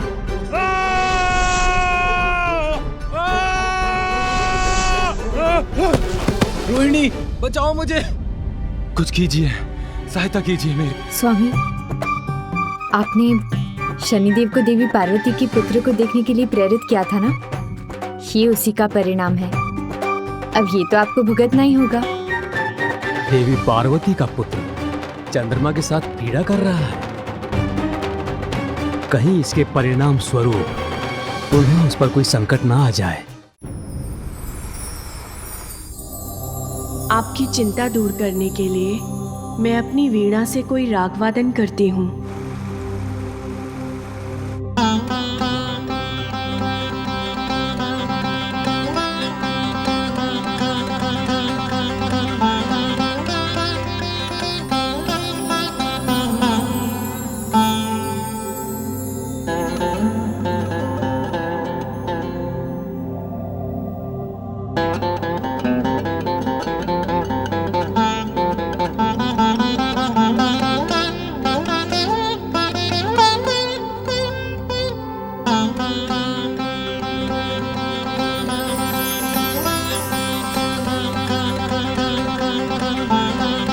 नारायण नारायण। ऐसा संगीत जो मन को कर दे सम्मोहित, नारद प्रफुल्लित ब्रह्मदेव और माता सरस्वती के निकट जाकर इस दिव्य संगीत का आनंद लेना चाहिए।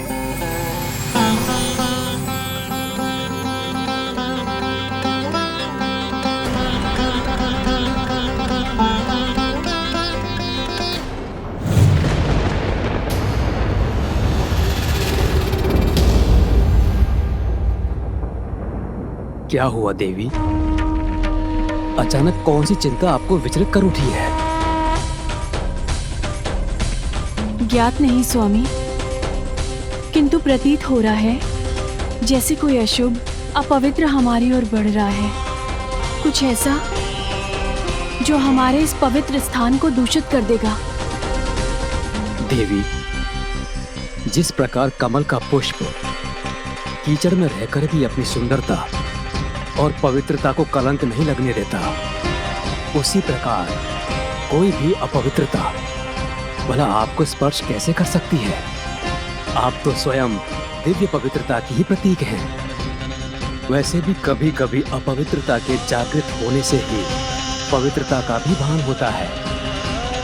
आपका कथन सर्वथा उचित है स्वामी। अपवित्रता के अंत में ही पवित्रता का विस्तार निहित है। किंतु फिर भी यहाँ किसी अपवित्र और दूषित अस्तित्व के आगमन का आभास मुझे चिंता मुक्त नहीं होने दे रहा है स्वामी।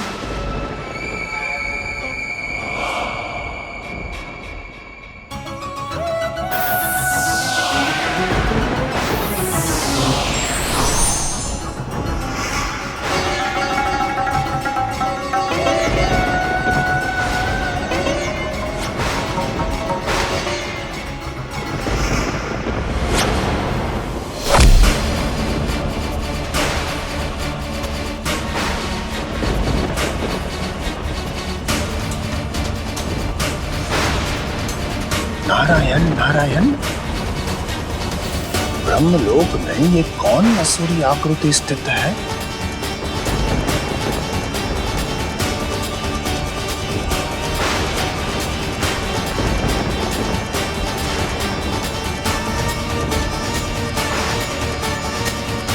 कदाचित देवी सरस्वती की चिंता उचित थी। इस दुष्ट के आगमन की पूर्व सूचना प्राप्त हो रही थी उन्हें।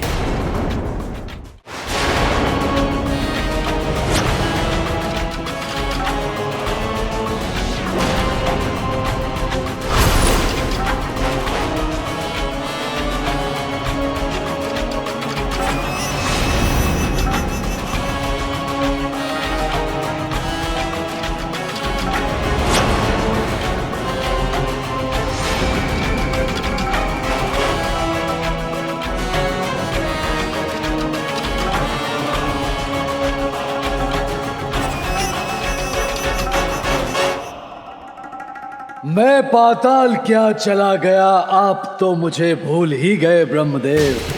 मैं तो आपका ही अंश हूँ।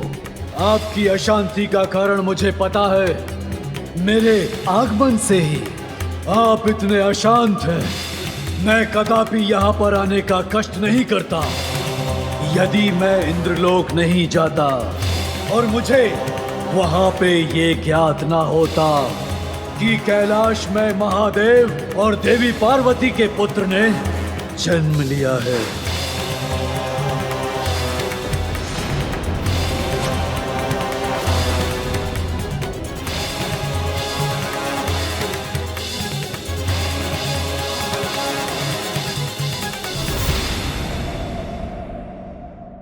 इससे तो कितना प्रकाश प्रस्फुटित हो रहा।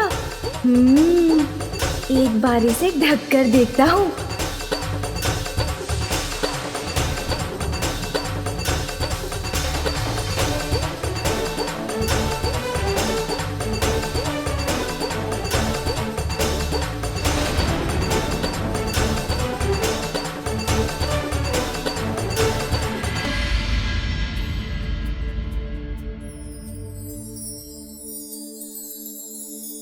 यदि ये बालक किसी प्रकार चंद्र के साथ क्रीड़ा करता रहा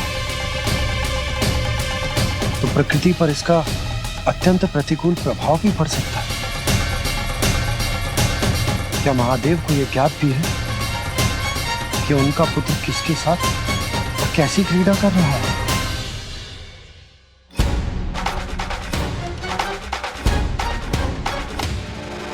जल में तो इसका प्रतिबिंब और भी सुंदर लग रहा है। इससे प्रकाशित ये मत्स्य बहुत मनमोहक प्रतीत होती है। इसे जल में डालकर तो और भी स्पष्ट दिखाई देगी ये, और भी सुंदर दृश्य उत्पन्न होगा। बहुत आनंद आएगा।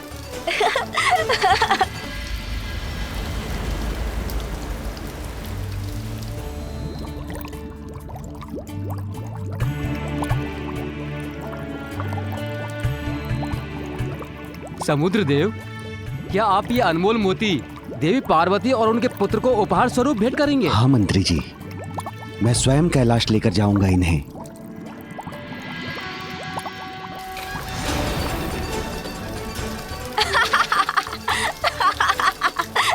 ये गया।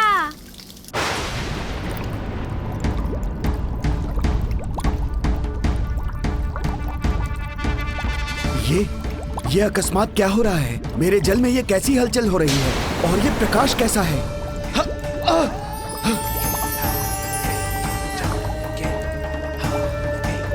चंद्र, वो यहाँ मेरे जल में क्यों है?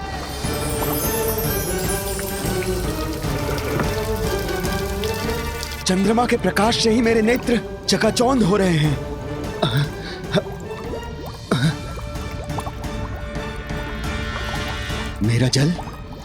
मेरा जल अशांत हो उठा है उनके आगमन से।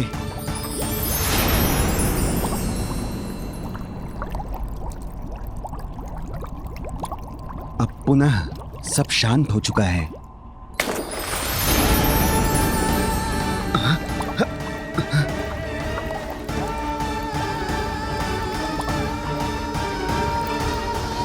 ये चंद्र क्या करने का प्रयास कर रहे हैं? कैसी क्रीड़ा है ये उनकी? मेरा जल अधीर होकर पुनः शांत हो जाता है। क्या कारण हो सकता है इसका?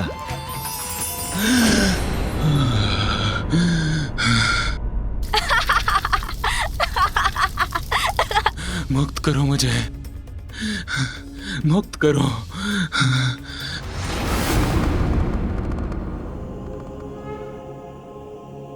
प्रभु,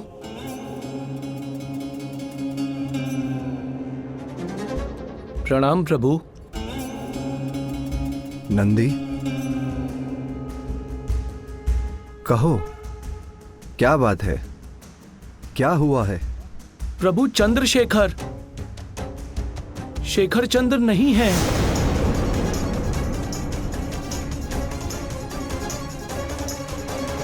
मैंने वरदान दिया था चंद्र को कि वो सदा मेरे शीश पर स्थित रहेंगे। फिर वो मेरे शीश से कहां चले गए? कौन हटा सकता है उन्हें वहां से? क्या हुआ ब्रह्मदेव, आप इतने शांत क्यों हो गए? मैं प्रत्यक्ष खड़ा हूं आपके समक्ष और पूछ रहा हूं आपसे, क्या यह सत्य है? क्या कैलाश पर महादेव और देवी पार्वती के पुत्र का जन्म हुआ है? इस असुर में इतना साहस कहां से आ गया कि ब्रह्मलोक में आकर ब्रह्मदेव से ही इतनी दुष्टता से बात कर रहा है?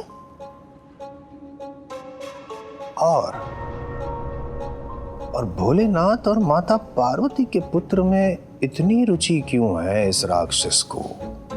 नारायण नारायण।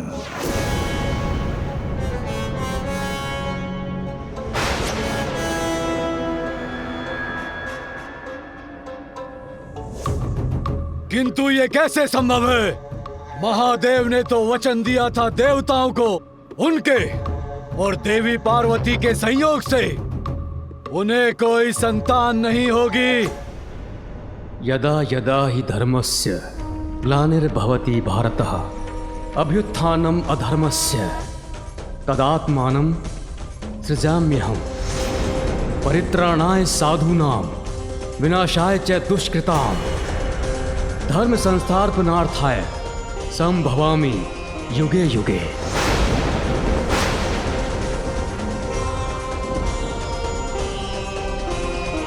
संसार में जब भी धर्म का ह्रास होगा, जब भी बुराई की शक्तियां अपना वर्चस्व स्थापित करेंगी, जब भी तुम जैसे दुष्ट के अस्तित्व का प्रभाव होगा, तो तुम्हारे जैसे दुष्टों का अंत करने के लिए तुम्हारे काल का रूप लेकर, शुभता का बल बनकर, असाधारण रूप धारण कर दिव्यता का आगमन भी अवश्य होगा।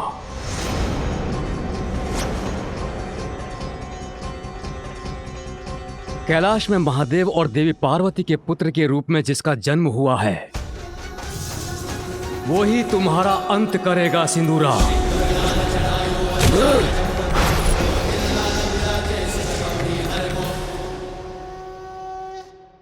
ब्रह्मदेव, मुझे भयभीत करने का प्रयास कर रहे हैं आप। एक बालक अंत करेगा मेरा? कदापि नहीं। क्या आपको स्मरण नहीं है कि मैं अपराजेय हूं? आप विष्णु या स्वयं महादेव भी मुझे पराजित नहीं कर सकते। ये तुम्हारा दुर्भाग्य है कि मुझसे प्राप्त वरदान की शक्तियों का अनुचित प्रयोग करके तुम एक पापी दुष्ट असुर बन गए सिंदूरा। किंतु पापी कभी अजेय नहीं होते। ये ज्ञात होते हुए भी तुम अपने कुकृत्यों में लिप्त हो।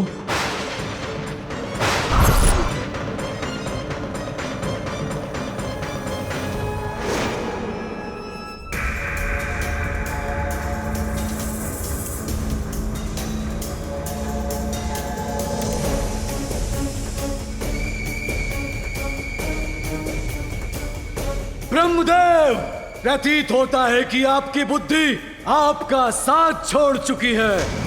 भूल रहे हैं आप। यदि मैं चाहूं तो इसी क्षण आप दोनों का अंत कर सकता हूं, ब्रह्मलोक को नष्ट कर सकता हूं।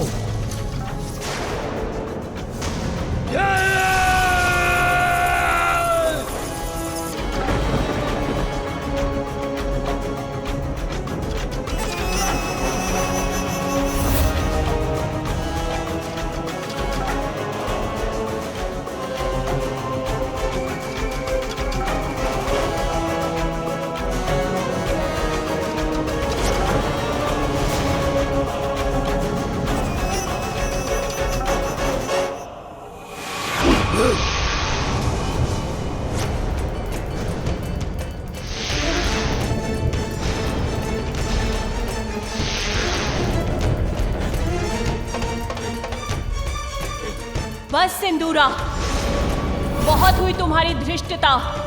सृष्टि के रचयिता ब्रह्मदेव का अपमान करने का दुस्साहस कैसे किया तुमने?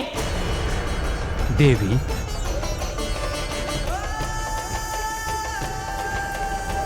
और तुमसे अपेक्षा भी क्या कर सकता हूं मैं? तुमने अपनी शक्तियों को व्यर्थ किया है। संस्कार विहीन तो तुम थे ही, किंतु अब तुम्हारे बल से उत्पन्न अहंकार और तुम्हारी दुष्ट प्रवृत्ति ने तुम्हारा सर्वनाश सुनिश्चित कर दिया है।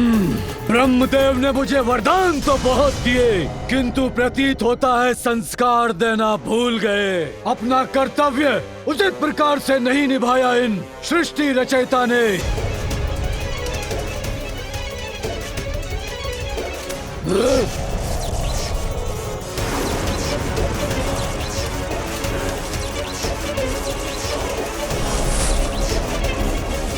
बहुत हुआ ये प्रलाप। अब मैं उस बालक का वध करूंगा। सिंदूरा का अंत कोई नहीं कर सकता, कोई नहीं। उस बालक का अंत कर आपके ब्रह्मलोक को नष्ट करने के लिए शीघ्र लौटूंगा मैं। अजय तो आपने ही मुझे बनाया है ब्रह्मदेव, तो मेरे पराक्रम के परिणाम का सामना करने में कैसा संकोच पिताश्री।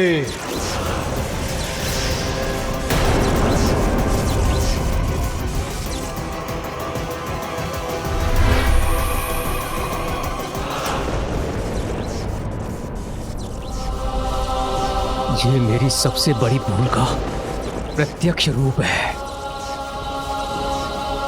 ब्रह्मदेव,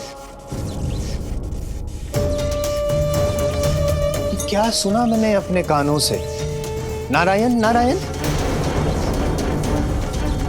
उस दुष्ट राक्षस ने भी आपको पिता कहकर संबोधित किया? आप ही उस दुष्ट दानव के पिता हैं? नारायण नारायण। मैं आपके सभी प्रश्नों का अवश्य उत्तर दूंगा देवर्षि, किंतु इसके पूर्व मुझे उसकी उपस्थिति से दूषित हुए ब्रह्मलोक को पुनः पवित्र कर लेने दीजिए।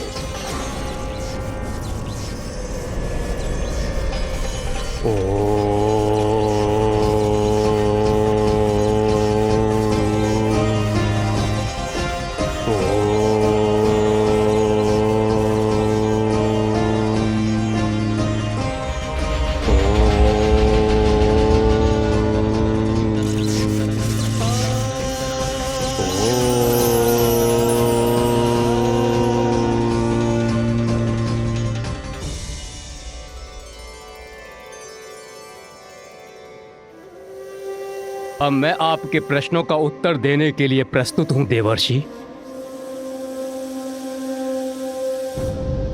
प्रभु, भला ये कौन कर सकता है? किसमें इतना साहस कि आपके शीश से चंद्र ले जाए? इतनी उद्दंडता?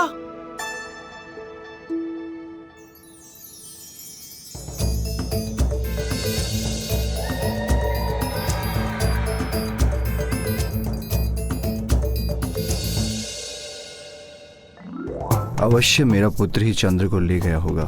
कौतूहलवश उसने मेरे शीश से चंद्र को ले लिया होगा। किंतु यदि मैं अपने गणों को यह बात बता दूंगा तो भयवश वो कदाचित बालक से चंद्र को लौटा कर लाने के लिए तैयार ही नहीं होंगे। तुम सभी जाओ और शीघ्र चंद्र को ढूंढ कर लाओ। जी प्रभु।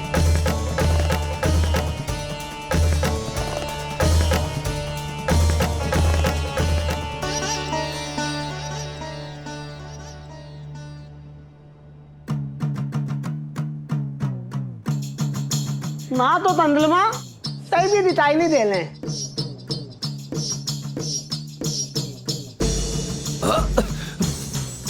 अरे क्या कर रहे हो तुम लोग?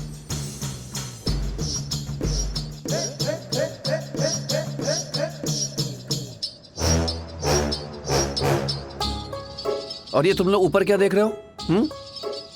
और नीचे देखकर क्यों नहीं चल रहे हो? त्यात लंदी थी। अले आप इतना भी नहीं तमकते। अरे हम लोग तंदलमा तो ढूंढ रहे हैं ना, तो आसमान में ही मिलेंगे ना। नीचे ढूंढो भाई, ढूंढो। इसको समझाना और इन गणों को समझाना असंभव है। मैं आके ढूंढता हूं।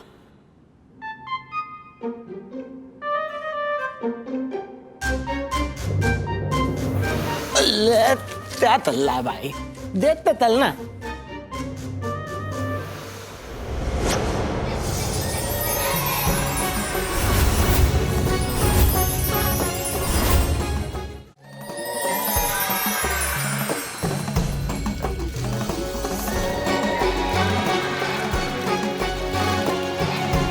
चंद्र यहाँ इस बालक के पास है। ये तो उनके साथ क्रीड़ा कर रहा है। मलदा तंदलमा तो इस बालक के हाथ में देती लंदी थी, देती है। अब महादेव के पुत्र से चंद्र को कैसे मुक्त कराएंगे हम? कैसे लौटा कर ले जाएंगे उन्हें? इससे और रेखा खींचता हूँ।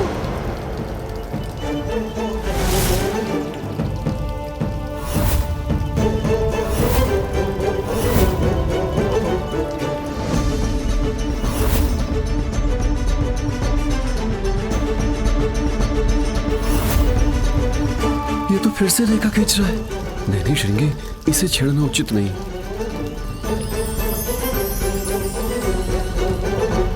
पुनः कठिनाई उत्पन्न हो गई। अब इसका क्या समाधान है?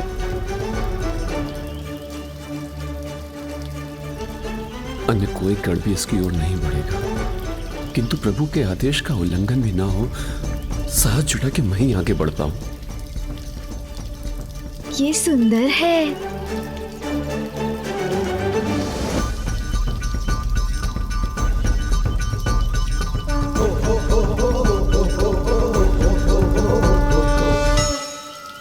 ये परछाई किसकी है?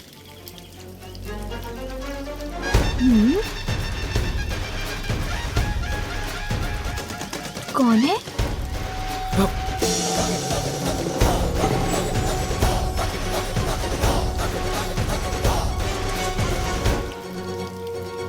बालक, ये चंद्र है। इसके साथ तुम क्रीड़ा नहीं कर सकते हो। अब इसे मुझे लौटा दो। हाँ, लौटा दो।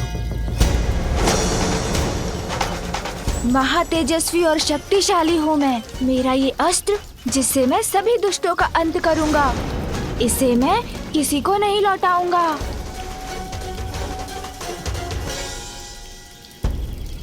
चलो बिल तलो। अरे तलो? अरे तोतला हम रसोई घर में नहीं है, अभी हम बालक के समक्ष हैं। तलो। बालक ते तमत्ते तिले तो तेरा हूँ। चलो तो आते। ओ चलो, पर कैसे? महादेव के आदेश का उल्लंघन करके? बहुत आनंद आ रहा है। यदि आपको इसके साथ क्रीड़ा करनी है, उसके लिए आपको प्रतीक्षा करनी होगी। अभी तो इससे मैं क्रीड़ा कर रहा हूँ। जब तक मेरा मन नहीं भर जाए, मैं इसे किसी को नहीं लौटाऊंगा। देखिए ना, मैं अभी आपको कुछ दिखाता हूँ। दीदी, तितली बोलता भूल जाते हो। चलो ठीक तो यहाँ थे। भादो यहाँ थे, भादो। अरे तोतला, कौन सी तितली और किसके बाल? हम यहाँ इसके हाथ में चंद्र की बात कर रहे हैं और ये कहाँ फेंकी? अरे नहीं श्रृंगी जी, ये कह रहे हैं कि पिछली बार भूल गए क्या? इस बालक से उलझने का क्या परिणाम हुआ था?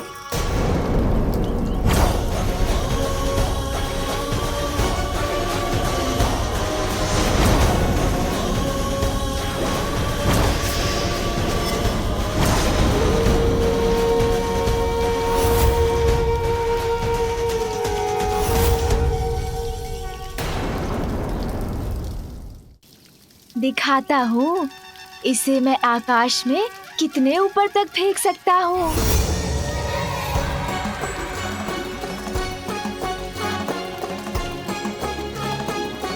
देखिए।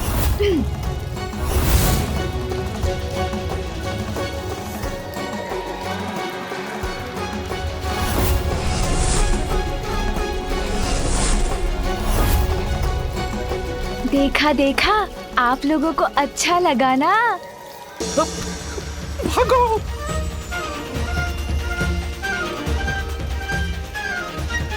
और दिखाऊं? अभी तो यही थे सभी, कहाँ चले गए? किंतु ये तो है मेरे पास।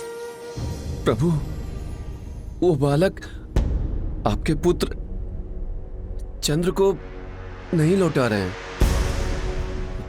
हमने उनसे चंद्र को लौटाने के लिए कहा तो उन्होंने उत्तर दिया कि वो चंद्र के साथ क्रीड़ा कर रहे हैं। जिन साक्षात चंद्रदेव को वरदान देकर मैंने उनके प्रतीक को चंद्र रूप में अपने शीश पर धारण किया है, जिनके अस्थिर होने से सृष्टि का संतुलन बिगड़ सकता है, एक बालक उनके साथ क्रीड़ा करे, क्या ये उचित है? नंदी, तुम जाओ और शीघ्र चंद्र को लौटा कर लाओ। उन्हें उनके उचित स्थान पर स्थापित करो। जी प्रभु।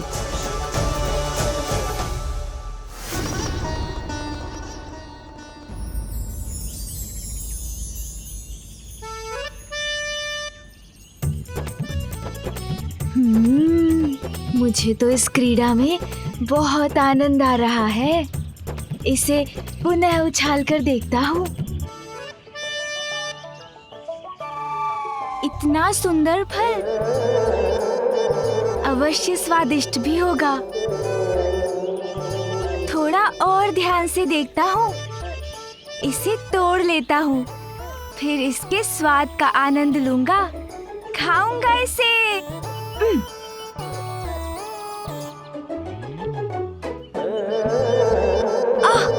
ऊंचाई पर लटका है, मेरी पकड़ में ही नहीं आ रहा। ऐसे तो नहीं तोड़ सकूंगा, कोई युक्ति लगानी होगी।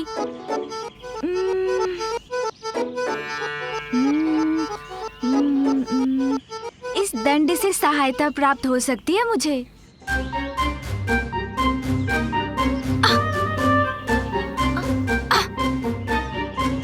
पहुंच तो रहा हूँ, किंतु लक्ष्य नहीं साध पा रहा हूँ।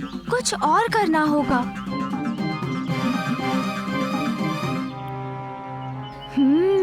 अपने दोनों हाथों का प्रयोग करता हूँ।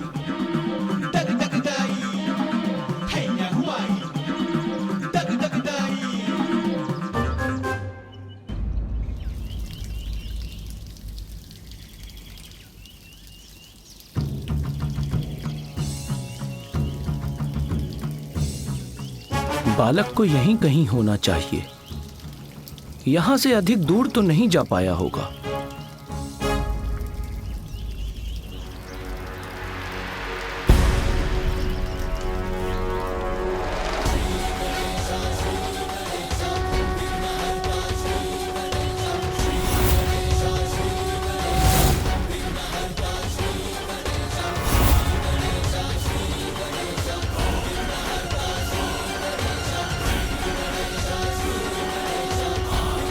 पिछली बार इन्होंने दंड उठाया था तो हमारी बुरी दशा कर दी थी।